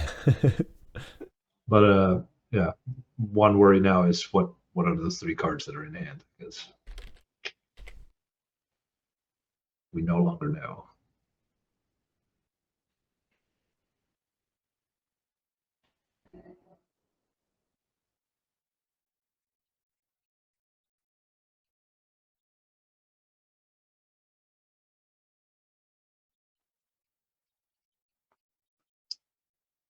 So we have a Tide without counters. Yeah, chat does note that we do know one card. It's Attunement. Yeah, one is Attunement. Yeah, that's right. Yes. All right, the wave has been found. I talked about that it like wasn't game ending. Let's see if I eat my own words, but I feel like Brian has the ability to play through this wave. So the wave gets a Fiend, which gets back Replenish if he wants at any point, but there's no enchantments in the yard yet. Yeah. There will be one next turn, a Tide, and that again that buys, like, you can take now the birds, and then you can take the Tide back and take his lands again. Like it just, my worry always with this Replenish deck is that you can leverage these enchantments one at a time, basically, to just buy so much time that eventually you'll put this combo together. Yeah. Well, especially there you have the aspect of naturalized. Ooh, we're getting frisky. Here we go. This Meddling Mage didn't come to disrupt. It came to beat down. Oh, there's a Smother. Wow. So we were talking about Bone Shredder as an answer, but I guess Smother is.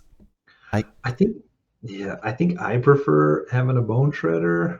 Well, I was to say, but Smother. I was to say with Opalescence in play, maybe like Smother does something, but it doesn't really hit any of the 4-drops. So it's Attunement or Seal Cleansing, yeah. But yeah, maybe he just wanted more than one answer, or like was afraid that Meddling Mage would be on survival, and thus he wouldn't be able to just go find the Bone Shredder. But I don't know, that might be a little. Yeah, I guess I'd have to look and see what he's boarding out. Like maybe just so many dead cards or whatever, so many cards that don't really matter. Right? Like a lot of the just stupid creatures maybe just don't matter here.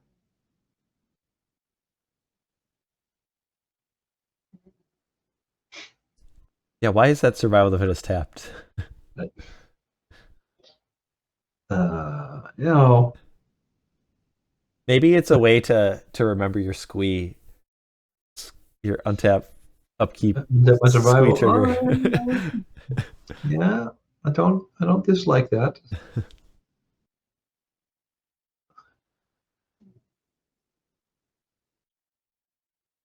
It's also just, we're in our 4th game. Like the mental tax is starting to get high. We're tapping birds, we're tapping survivals, like whatever. I just want to get in with these goblins, man. There's a goblin. Yeah, there's a goblin on the card. So.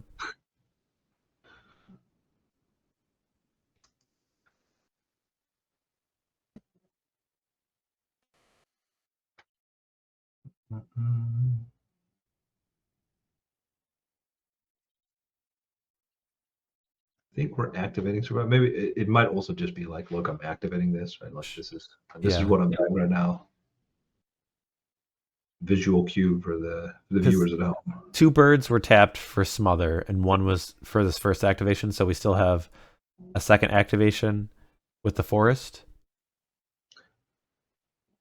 Yeah, potentially. So, I mean, Genesis would be my first card if that's still in the deck, because if you're going to activate it twice, that's I think the only one that is. I guess no other card I think has a benefit for being in the graveyard. Assuming you don't have Recurring Nightmare could change that. Yeah, I mean it could. Yeah, Recurring Nightmare could change it. Like maybe you want a Deranged Hermit in your yard. I say that Recurring Nightmare might be a card that gets sideboarded out though. That like is a card that I mean we didn't talk very much, but this does not seem like the best matchup for it. There's no like really good target to. I guess looping Deranged Hermit is probably the most effective thing because there's no big come into play effect that would gain you an advantage from what I can see. Another thing that sometimes, like, if you, for example, don't want to draw your Wall of Roots anymore, maybe it's just like I don't have a Genesis, right? But I just thinning your deck of your worst card, so get rid of that Wall of Roots. All right, so it was just one activation, and that was getting Nantuko Vigilante. The card that could be cast right here with access to 3 mana. But then you're too short of flipping it. But that Parallax Tide is going to go to the yard. It's going to give you 3 lands back. We're going to weave in a Cabal Therapy before we do anything else. Yeah. What card? Okay, we knew about the Attunement. So Seal of Cleansing is the only other card. Okay. It's not the worst. Speaking from Brian's perspective here, like there's going to be 1 counter left on the Parallax Wave, so only 1 creature can get permanently exiled if he wants to combine the seal with the wave that way. So on Cameron's next turn, there's going to be 1 counter on the wave, you said. The Tide is going to die. Lands are going to come back. You could wave out the Fiend and get back Replenish. To get back, it would be Tide and Attunement. Right? It would just be those 2. Yeah, but I do hope that like that. Ooh, no, okay. We could have sacked the Fiend to the Cabal Therapy, right, and got rid of that Replenish plan. Oh yes, that does seem very valid from the spot. I guess I will say like losing your lands here and putting an Attunement in play is not the end of the world, right? I mean, so there's a Tide coming back. If he wants, he could even, let's see, 1, 2, 3, 5. There's not quite enough mana just yet to do Seal of Cleansing my own wave, then Replenish. That would be 6. But that if he drew a land, that would be then you have a fresh wave, a Tide, an Attunement. Yeah, that would likely be enough. Like that, and then you could permanently get rid of his lands. Like that would be very, very bad, I think, for Brian. I mean, just even if you don't, I would say, does Cameron ever just not? No, I think you have to cast Replenish here, right? I mean, right now you're getting back. So with that, like if you cannot cast a Seal of Cleansing, so that wave is still there, then you're just getting. All right, well, Attunement Tide back, which is, I mean, that's decent, but it's not super great. So we're going to get rid of the Survival instead. I would say, but now we'll get to the point where if it's not next turn, you don't have the counter to exile the Fiend to get the Replenish back. And then the Withered Wretch is going to come back the turn after. And then your Replenish becomes really bad. So yes. I guess unless the card in Cameron's hand, I think I might have just kind of said like, yeah, this is what I got to do and suck it up and just replenish from that spot. Because I think very quickly your Replenish gets much, much worse. Yeah. Interestingly, also to note that so the Survival got destroyed. There was plenty of mana untapped. There were no activations. So I don't know if that Nantuko Vigilante is like the only creature in hand. We forgot to get Squee back, which is probably less relevant now that there's no Survival in hand, but still.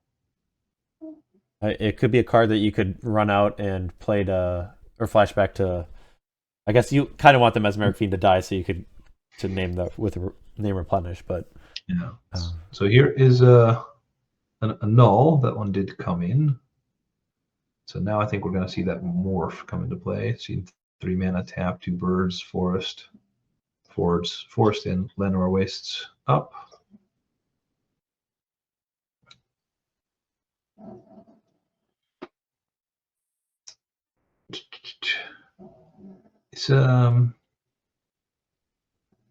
Is Cameron forgetting that he has a Meddling Mage in play? Because I don't think that thing is exiled, is it? Or is it exiled with his wave? oh, because of the smother. I think maybe he did use a counter to. Oh, to save it. Okay. Yeah, okay. I guess I didn't catch that. Yeah.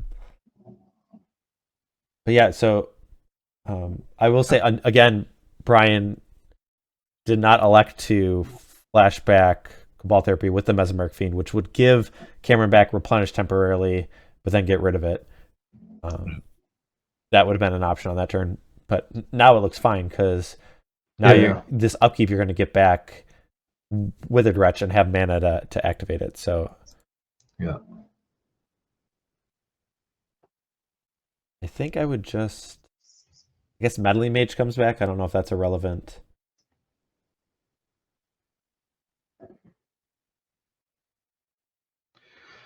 Yeah, I mean, yeah, I've seen some chat here about he seems rattled. I think like these kind of matchups, right? A survival deck, a replenish deck, you're doing so many operations and you're playing a best of 5. Like we're in a long game 4. That's tough. Like it's also, it's a weekday evening. Both these players probably have worked all day. Sure. Their job, right? Like at some point you might be running out of gas a little bit here. So what do we think Cameron might name when that Meddling Mage comes back then? So he named Naturalized the first time. I mean, a survival just came down, and the Wither Wretch is already like coming back. I guess I would just name survival. I think again.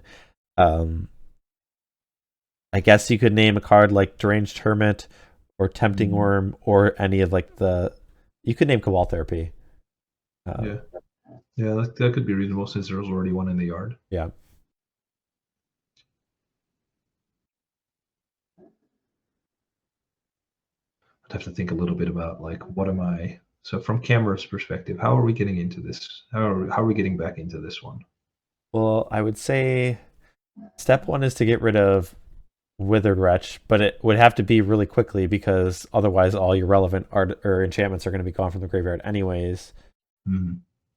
And if that doesn't happen right away, I think it's just to naturally draw Opalescence and Parallax Wave. In that case, I would definitely name Naturalize with the Meddling Mage.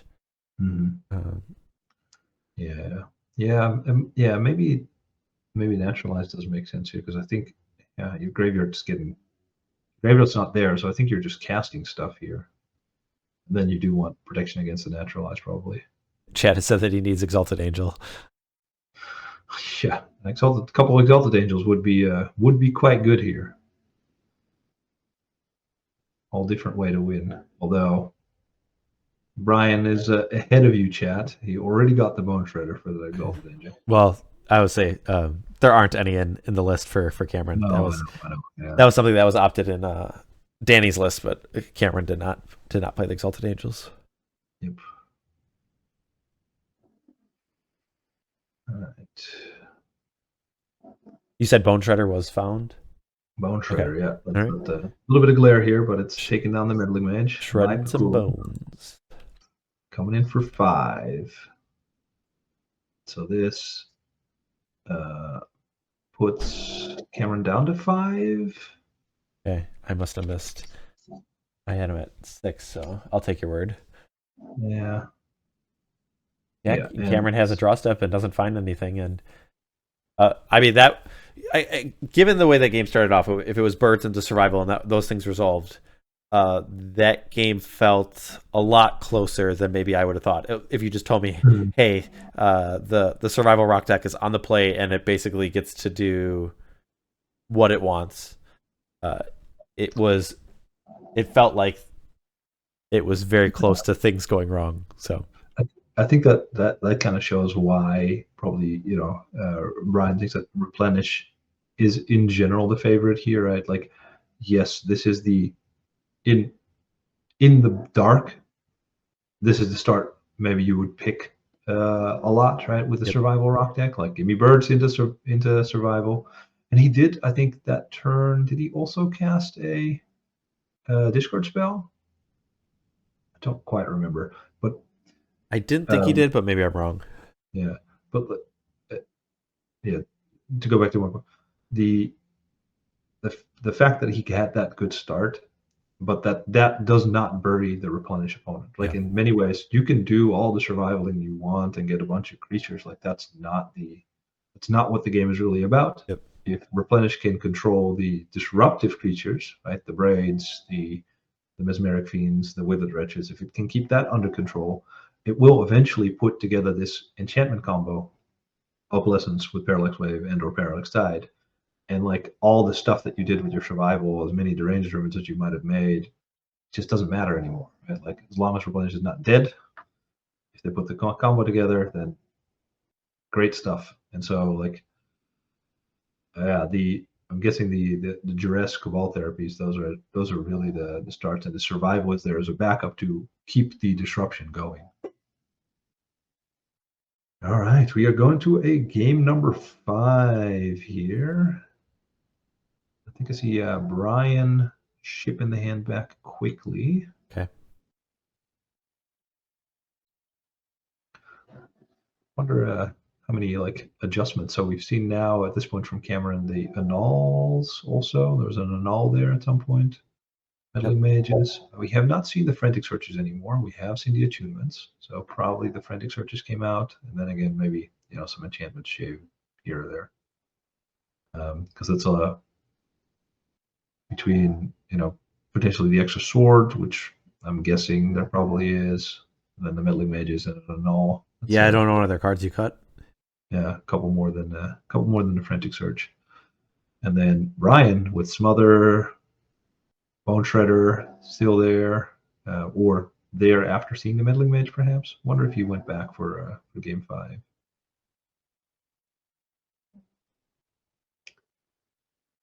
Let's see if he can find a playable 6. Looks like he does. One card goes to the bottom, and Cameron will start us off with an Adarkar Wastes. Shipping it to Brian, who starts with Swamp into Duress. Right. What is Cameron working with? Intuition, Meddling Mage, Replenish, Parallax Tide, Opalescence, and Plains. So you obviously can't take the Plains or the Meddling Mage, but so the thing about if you take a Replenish here, Intuition in theory could get copies 2, 3, and 4 of Replenish at a certain point. But I mean, maybe you just take Intuition then. Yeah, I was kind of thinking about that also. Like, and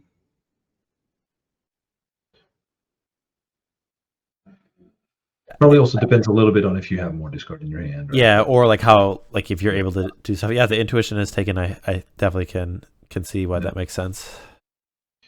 Here comes Meddling Mage. Naming Cabal Therapy is my guess. Or Survive. Yeah, this might be a survival spot. I'd be tempted to name... Survival is the card that's been named. Okay, Survival. All right.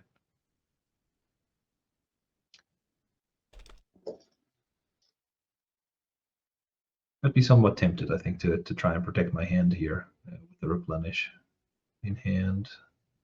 But not unreasonable to name Survival for sure. So Withered Wretch, yes. So a natural Withered Wretch off a Swamp.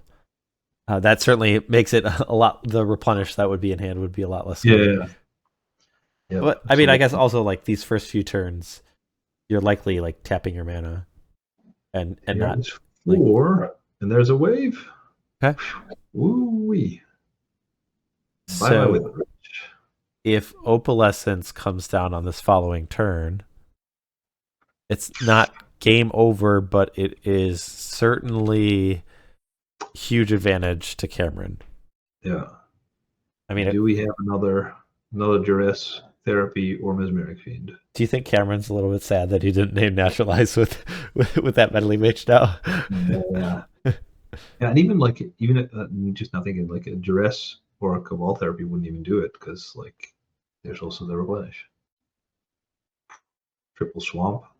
That's half the swamps in the deck for those counting at home. Okay.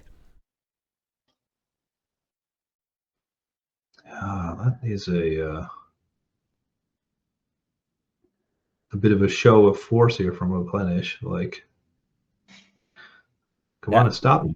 Yep. I mean, not.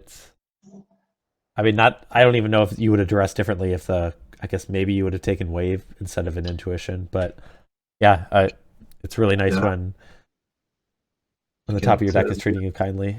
I mean, this is a timely duress that it will at least make.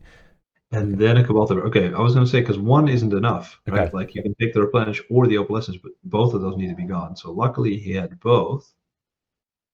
That keeps him playing. But if a blue source comes down, then Tide could come. Yeah, it's definitely not. It's not pretty. Time is a huge factor here because if that wave dies, then the Withered Wretch could come back and then exile the cards, and then that shuts off a lot of outs for Cameron that replenishes or are a lot less effective. Suddenly we're looking a lot prettier. So down or Opalescence also becomes a lot less effective if it comes down after the wave. Mm-hmm.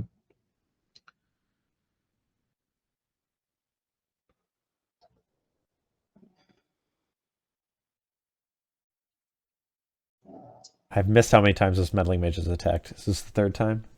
So Brian is at 14, I think. And then we have Cameron at 16. All right. One Ancient Tomb and then two Adarkar Wastes, I think.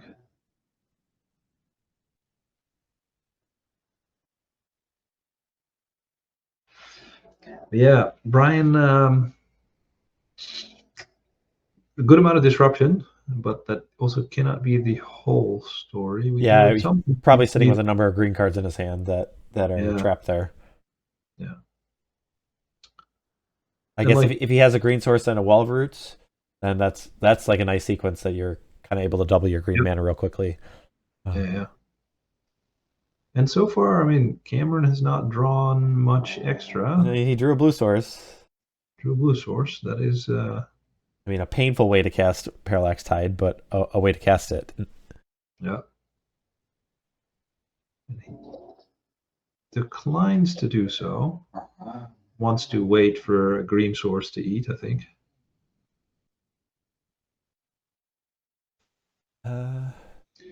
Yeah, no green source forthcoming so far. And so Cameron is happy to play the hit you for 2 game. Sure.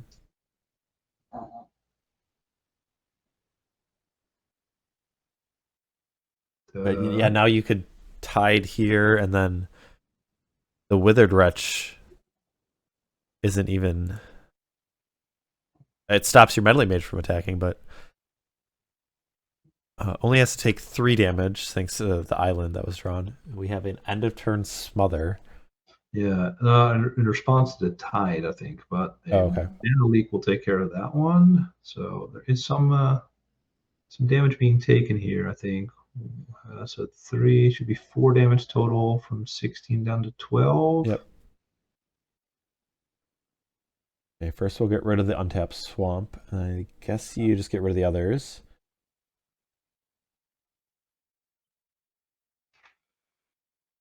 And so Cameron didn't mark Brian down to 8, and so did Brian, but I'm not sure. In that case, both, I think, Cameron and I missed a Meddling Mage attack somehow. Okay. Anyway, with the Wretch is back. That helps a little bit. Unfortunately, the swamps are not there right now, but... Yeah. But any moment now, Brian's going to draw land. Yeah. his if his life total's at 6, then it's kind of like this Withered Wretch is really would like to activate a few times before it blocks a Meddling Mage.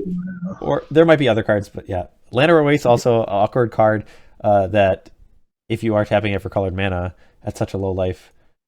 Yeah. Though I guess I will say being at a low life from Brian's perspective is kind of a big deal, because then any enchantment that kind of is lingering on the battlefield might just be later complemented by an Opalescence that would just kill you.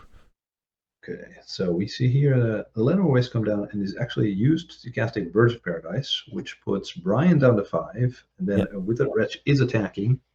So Cameron at 10. So I guess both players are at, I mean, somewhat low life totals. Yes, yeah. Brian down to 3 here. Kula doing his best to murder a fellow man. All right, so Wall from Brian, Wall of Roots.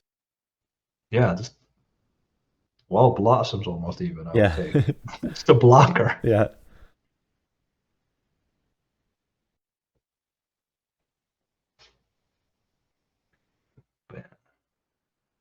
I mean, he's got to have something here, right?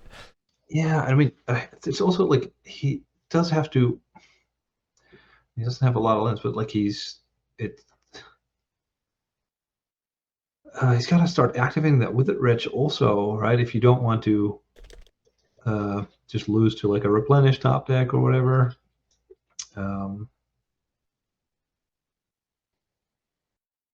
So yeah, it's difficult. Like I understood like last turn trying to get that Birds into play so you have more mana so you can do something this turn, but I don't know if I would take that gamble again and try to cast spells. I mean, if it's a Wall of Roots, I'm all for it. Cast that Wall of Roots, use it for 1 activation, and use it again on the opponent's turn with the Wretch, right? Like get that Opalescence and that Wave out of there. But other than that, I am a little scared to use my mana otherwise.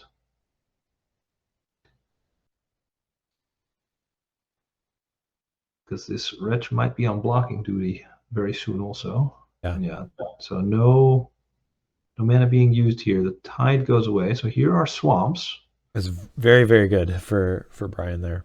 That is very good for Brian. All right. In comes the mage again. Brian is at 3 life, so could take a hit, but that does shut off the Llanowar Waste as a colored source. Yep.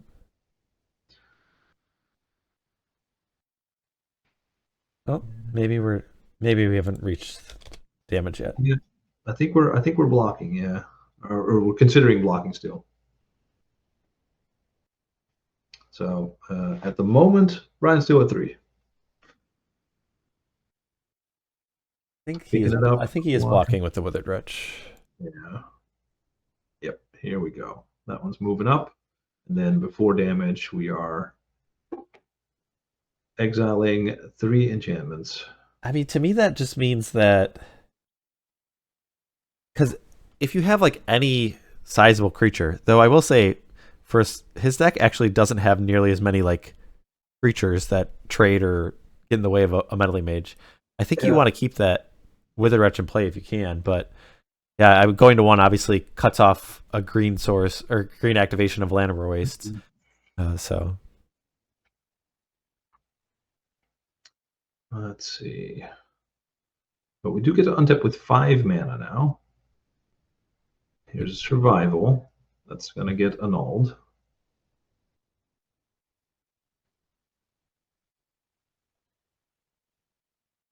Which Brian may have been hoping on that it would get him that second Withered Wretch, right? All right, he's taking a damage. He's going to cast another Survival here. All right, down to 2. I mean, there's only Swamp up right now, so no activations on this turn. Yeah, 1 Swamp, I think. Okay. Cameron doesn't have a lot of cards either. And it looks like, was that a pass from Cameron? So if Brian's able to untap with the Survival, what are you going for? Hypnotic Specter? Yeah. Yeah, Braid's not as effective here, so probably Hypnotic Specter is the. You might get a Mesmeric Fiend first. Okay. But uh, I'm. I think a Hypnotic Specter would be good. Another, since he's not casting anything, maybe you just get a Tempting Worm and go, look, you have 2 turns. Yeah. I'm coming in for 5.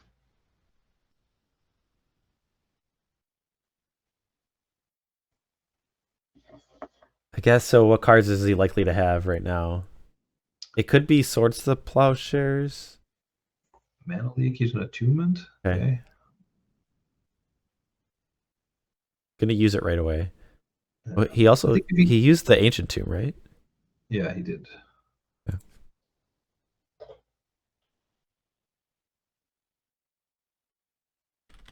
So he's at 8, it looks like.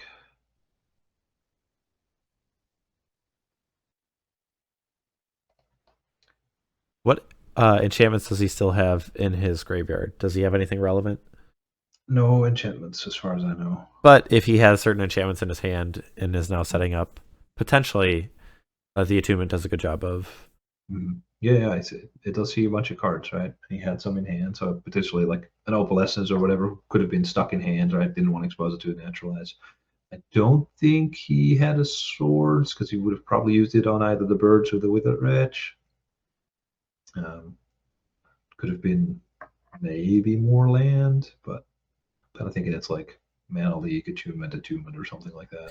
So if you're Cameron and you had something like Tide and Seal of Cleansing and you had to replenish, do you think you would go for that now to get rid of the mana sources from Brian? Yeah, I guess you'd leave them with the birds. Because would that be worth it, do you think, using Replenish in that spot? You also would have to have those other cards too.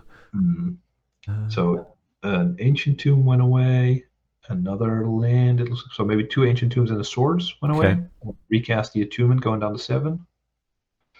And I'd be tempted to leave just take the swamps and like let the Tide maybe sit there for a second and let him go use that Adarkar Wastes. Good luck. Okay, here's another forest. What if you just go get the second Withered Wretch? Yeah, that seems pretty good here. And then if Cameron goes for like the play of trying to go Opalescence and Wave, you could go get Vigilante. Yeah. So okay, here goes a Wall of Blossoms. So you have enough to this turn get Withered Wretch and Tempting Worm if you wanted to, or Withered Wretch and Mesmeric Fiend if you have 2 creatures. So here comes the Mesmeric Fiend. Oh, maybe not. I think Cameron has 2 cards in hand, but I'm not entirely sure.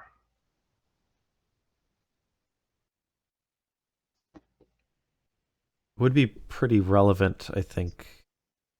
So he got a Spree first, and then the Mesmeric Fiend. Okay. So he must not have another creature in hand.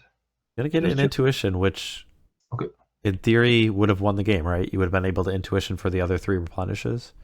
I guess the replenish isn't lethal still, right? It's just you would have gotten a bunch of enchantments probably. Okay.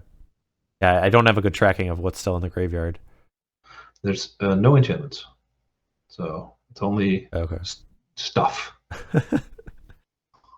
So maybe Withered Wretch is not that important right now, but yeah, no, but it like I mean, Attunement being in play, kind of like there is a threat of suddenly there being very relevant or enchantments in the graveyard.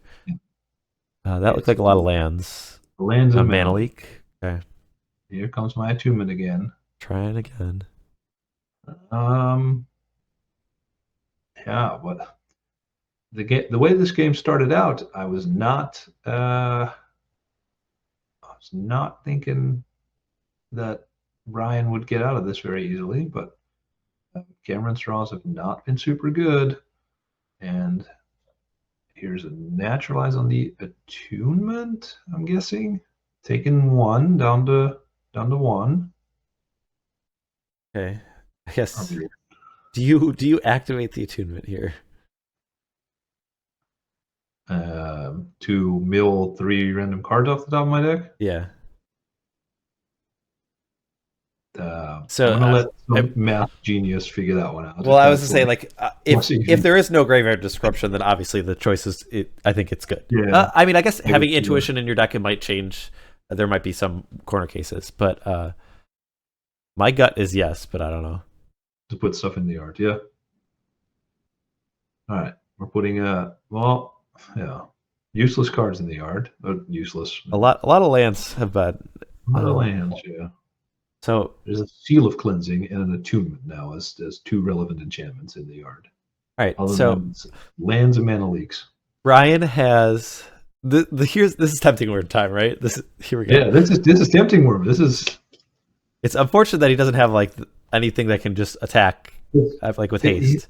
But yeah, no, there's no anger, but like this Mesmeric Fiend deals 1. Next turn, 5+1 is 6, which is what, as far as I know, that's what Cameron is at. So here's 1 draw. Yeah, here we go. All right, tempting worm. I am tempted. This is lethal. Slam that top card, Cameron. We just want a windmill. Open it up to the viewer. So intuition, replenish. I think those are the only outs, right? Yeah, I think the thumbs up. Attunement will dig deeper in the deck, but it's not going to keep anything in your hand. That is not enough. And the Survival Rock is able to edge out the Replenish deck. So Brian Lonergan is going to be moving on to the finals against Rich Shea. So yeah, that was an awesome match. And that game especially was really cool because it certainly it started off on a dynamic that normally I wouldn't think. Like the creature started attacking really early, and usually that's the way the game like closes out. But yeah, it was kind of interesting to see how the aggression came early, and then it kind of like then things kind of settled. It was really cool. Yeah. Kind of flatlined, and there was, I think, that second tempting one was there. Okay, just saw it, so. Let's jump down and maybe listen to the players. Chat, if you have anything that you want to ask the players specifically, you can type that in the chat. And I'm trying to find what scene I need to go to. Here we go. Just took out like literally all my beef that costs. Those were some exciting games for a considerable amount of mana. Oh god. Yeah, 1, 2, 3, 4, 5, 6, took out all the expensive stuff, including the recurring metals. Oh wait, 1 wretched and so I have unmuted the players, and now we're just listening in. 8, 2, 4, 6, 8. Yeah, so that's what I did. I just have to my strategy in this matchup is just like close the game out as quick as I can, because the longer it goes, the longer you just have to rip a replenish or a intuition or something along those lines. For sure. Yeah. Oh, we've got to unmute them, don't we? Oh yes. All right, guys. Sorry we played such a boring match, but hope you're ready to enjoy. Yeah. Holy moly! Wait, you thought that was boring? Absolutely not. It was what I was saying, if I don't know what your level of excitement was if you thought those were boring, but yeah, that was definitely really interesting, and there were a lot of really cool spots from both players. So for sure. Yeah, I mean, game 1 was really close. I never knew the Wall of Blossoms wave interaction. And we saw you look at the card and you're like just checking to see if this is this a May ability. You may, yeah. No, it's not. Yeah, Magic didn't really you may back. Yeah. More like you do. But so that got me for the first game. And second, I honestly can't even remember the second game, much of it. Try to remember, but I guess we'll go into kind of like the boarding strategies. I brought in 4 naturalizes, obviously. I brought in Tempting Worm and Withered Wretch because they're, obviously really good in the matchup. And then what else? I brought in 2 Smothers for the Meddling Mages because those Okay. are kind of like my only ways to deal with it. And all I did was really, take out everything that cost like over 3 converted mana cost. So like the Nightmares, the Genesis, Masticore, Ravenous Baloth, Hermits. They're just too slow, and he's also playing a Replenish deck of Mana Leak, so that's like equally bad. Okay. But yeah, that game 5 was down to the wire. Yeah. I didn't know if the lack of forests were going to beat me in the end. But I kept a really gas hand for 6. It's just that I didn't have another forest. I think it was like Duress, Cabal Therapy, Swamp, Naturalize, and like something else. And then I bought in Survival. So that was kind of just like, hold the fort down until I can secure board advantage. Yeah, that last game, after I ripped the wave, I was like, oh man, okay, I've got this, because unless you're sitting on 2 discard spells, I can essentially flip my Meddling Mage to Naturalize, and then just attack you with my Invincible 4/4. So I was like, oh no, and then you got there. So congrats on the win. Yeah, thanks, appreciate it. Yeah, that was, I think, also what we were early on thinking, wow, Cameron's really, it's not looking good for Brian here in game 5. But no, that was a very interesting game. Like Mike mentioned also, like it started with kind of aggression, both players like trading some damage here and there. You obviously taking a bunch of damage off of your lands. Then that completely grinded to a halt. Creatures disappeared. Both players didn't do anything for a while, and then slowly Brian started doing some stuff, and then unfortunately, Cameron, you didn't do so much in return. Yeah, I was pretty down on life total too, and I didn't have any like green sources, so I was really scared the turn that I think I tapped out because I had the double Naturalize in hand. Okay. So if he like rips, I wanted to obviously throw down and deploy that second Survival to get some pressure in. But then it leaves me open to like a Wave or a Tide, because if either of those come down, then he could take my green source either through a Birds or through the Wastes, and then I'm kind of like really hamstrung. I was at 1 life or 2 life. So it's one of those matches where like every single decision mattered. Actually, I shouldn't say that, because I was like furious at myself, like missing like multiple squeak triggers, like game like 3 or something, and I'm like, oh my gosh, I better not lose this game. I think it was right after like the Survival had died though, so but I mean, I guess so, but I think I missed one after that too, but it was kind of a moot point just because the deck was able to show its strengths, and I think actually I want to shout out Braids in this matchup because absolute all-star.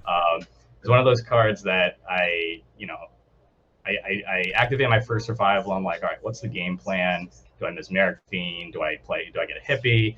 And then I was like, well, if I just Braids, he can't generate enough permanence to kind of get out of it unless he gets rid of the Braids. And so it's one of the cards I was kind of like, I shouldn't have put this in my main deck in this freaking tournament. And then, of course, she shined. Good. yeah, I would say I didn't talk about it very much in the pregame, and then when we kind of saw the sequence, it's like, yeah, this is really important in this matchup. Like this is very like this is the first thing you want to do if you can make sure it stays in play. Yeah. Because I think you got like game 2 or game 3 with it, right? And then immediately like the game after, Cameron tapped out for an Attunement, and we're like, this is it. Yep. Here comes the Braids. Yeah. We both realized, wow, this is a big game here. Yeah. Sure. Yeah, all those games I thought were really interesting. I think there was, I mean, I don't think any game a blowout. I felt like each game was kind of back and forth, right? No. I mean, looking at these sheets, I wrote a lot of freaking notes and life total changes. So, that's all you could ask for in a game of Magic is, good competitive type play from you and your opponent, and that's what we got tonight. And so, absolutely. And I knew going in these were going to be grindy games. I mean, with 4 Duress, 4 Cable Therapies, and I mean, my plan was all right, I got to get through a couple early hits and see if I could go off. And so I think it was game 2. He got me with the braids. And part of my thought in bringing in those meddling mages was I'm like, can't sack any of my enchantments, uh, might be able to sack that meddling mage, and also the other I think general strategy was all right. Hey, if I can get him off the engine, if we get into a malaise mid game, hopefully my factor fictions I could rip one and do a little work. So that was the game plan, and it was super razor tight. That last one, I felt like it could have gone either way there for maybe a series of 2 or 3 turns, depending on rips. So, but definitely awesome match. I learned a lot playing too. Oh yeah. I learned that I can't keep a Wall of Blossoms in play for very long against Parallax Wave. I really like the Riftstone Portal tech in your deck. It really got me a couple that time with the Skycloud Expanse. And it also helps with, I'm sure it helps with the Ancient Tomb damage. If you're, playing against something quick and you just, you need you need as much mana as you can with that deck. So, being able to ease the life points, seems for sure. Yeah, we were definitely we were rooting for some sweet Riftstone Portal plays. Yeah, I think the line that I called was that there'd be a point where Cam only had blue and colorless mana, and then he would Frantic Search and discard a Riftstone Portal, and then Swords to Plowshares, something that was important.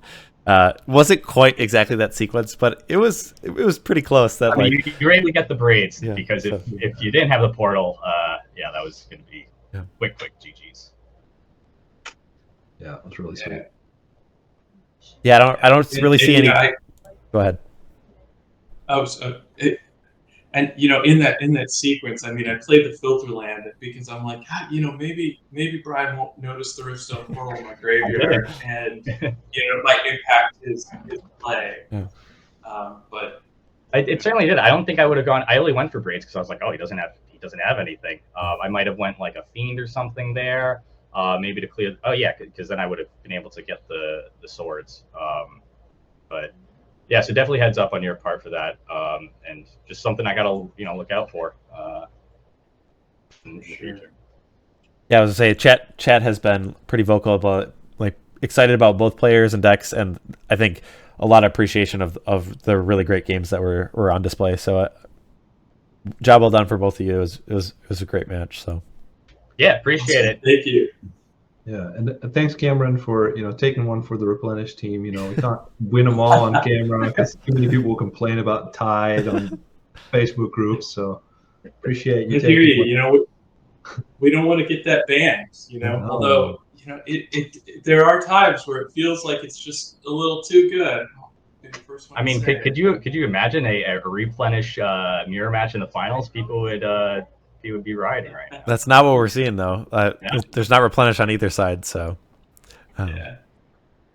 Good. Well, if Rich decided to play Replenish this month, maybe he's on something. All right. Do you guys want to say anything? Otherwise, I think we're gonna wrap things up. Yeah. Go ahead. All right, I'm just gonna say, great games, Cam. Hope to see you in the future. I know we were talking, LobsterCon, so it'll be nice to reconnect there. Hope to say the same for you guys, or at least sometime down the road. But yeah, thanks again for setting this up, and look forward to playing Rich eventually at some point. Likewise, and thanks, Brian. I'm sure I'll see a bunch of y'all at LobsterCon in May. Don't forget to sign up on Sunday, right? Yep. 12:15, yeah. Yes. All right. All right, we'll wrap things up. We'll call the stream to an end. But yeah, thank everyone who was here. But yeah, this was really exciting match. Had a ton of fun doing this one. It was really just nonstop action. I mean, decisions at every point, and it was just a great one. So thanks, Jay, for being here and helping me out. But yeah, this was one to watch again. I think this was a really good match. So yeah, absolutely. Thanks to everyone. Appreciate it. Thanks, y'all. All right. Bye-bye. Thanks. All right, yeah, that's my wrap. Jay, do you want to say anything real quick? I'm good. All right. Well, So, thanks good everybody. night. But until next time, take care.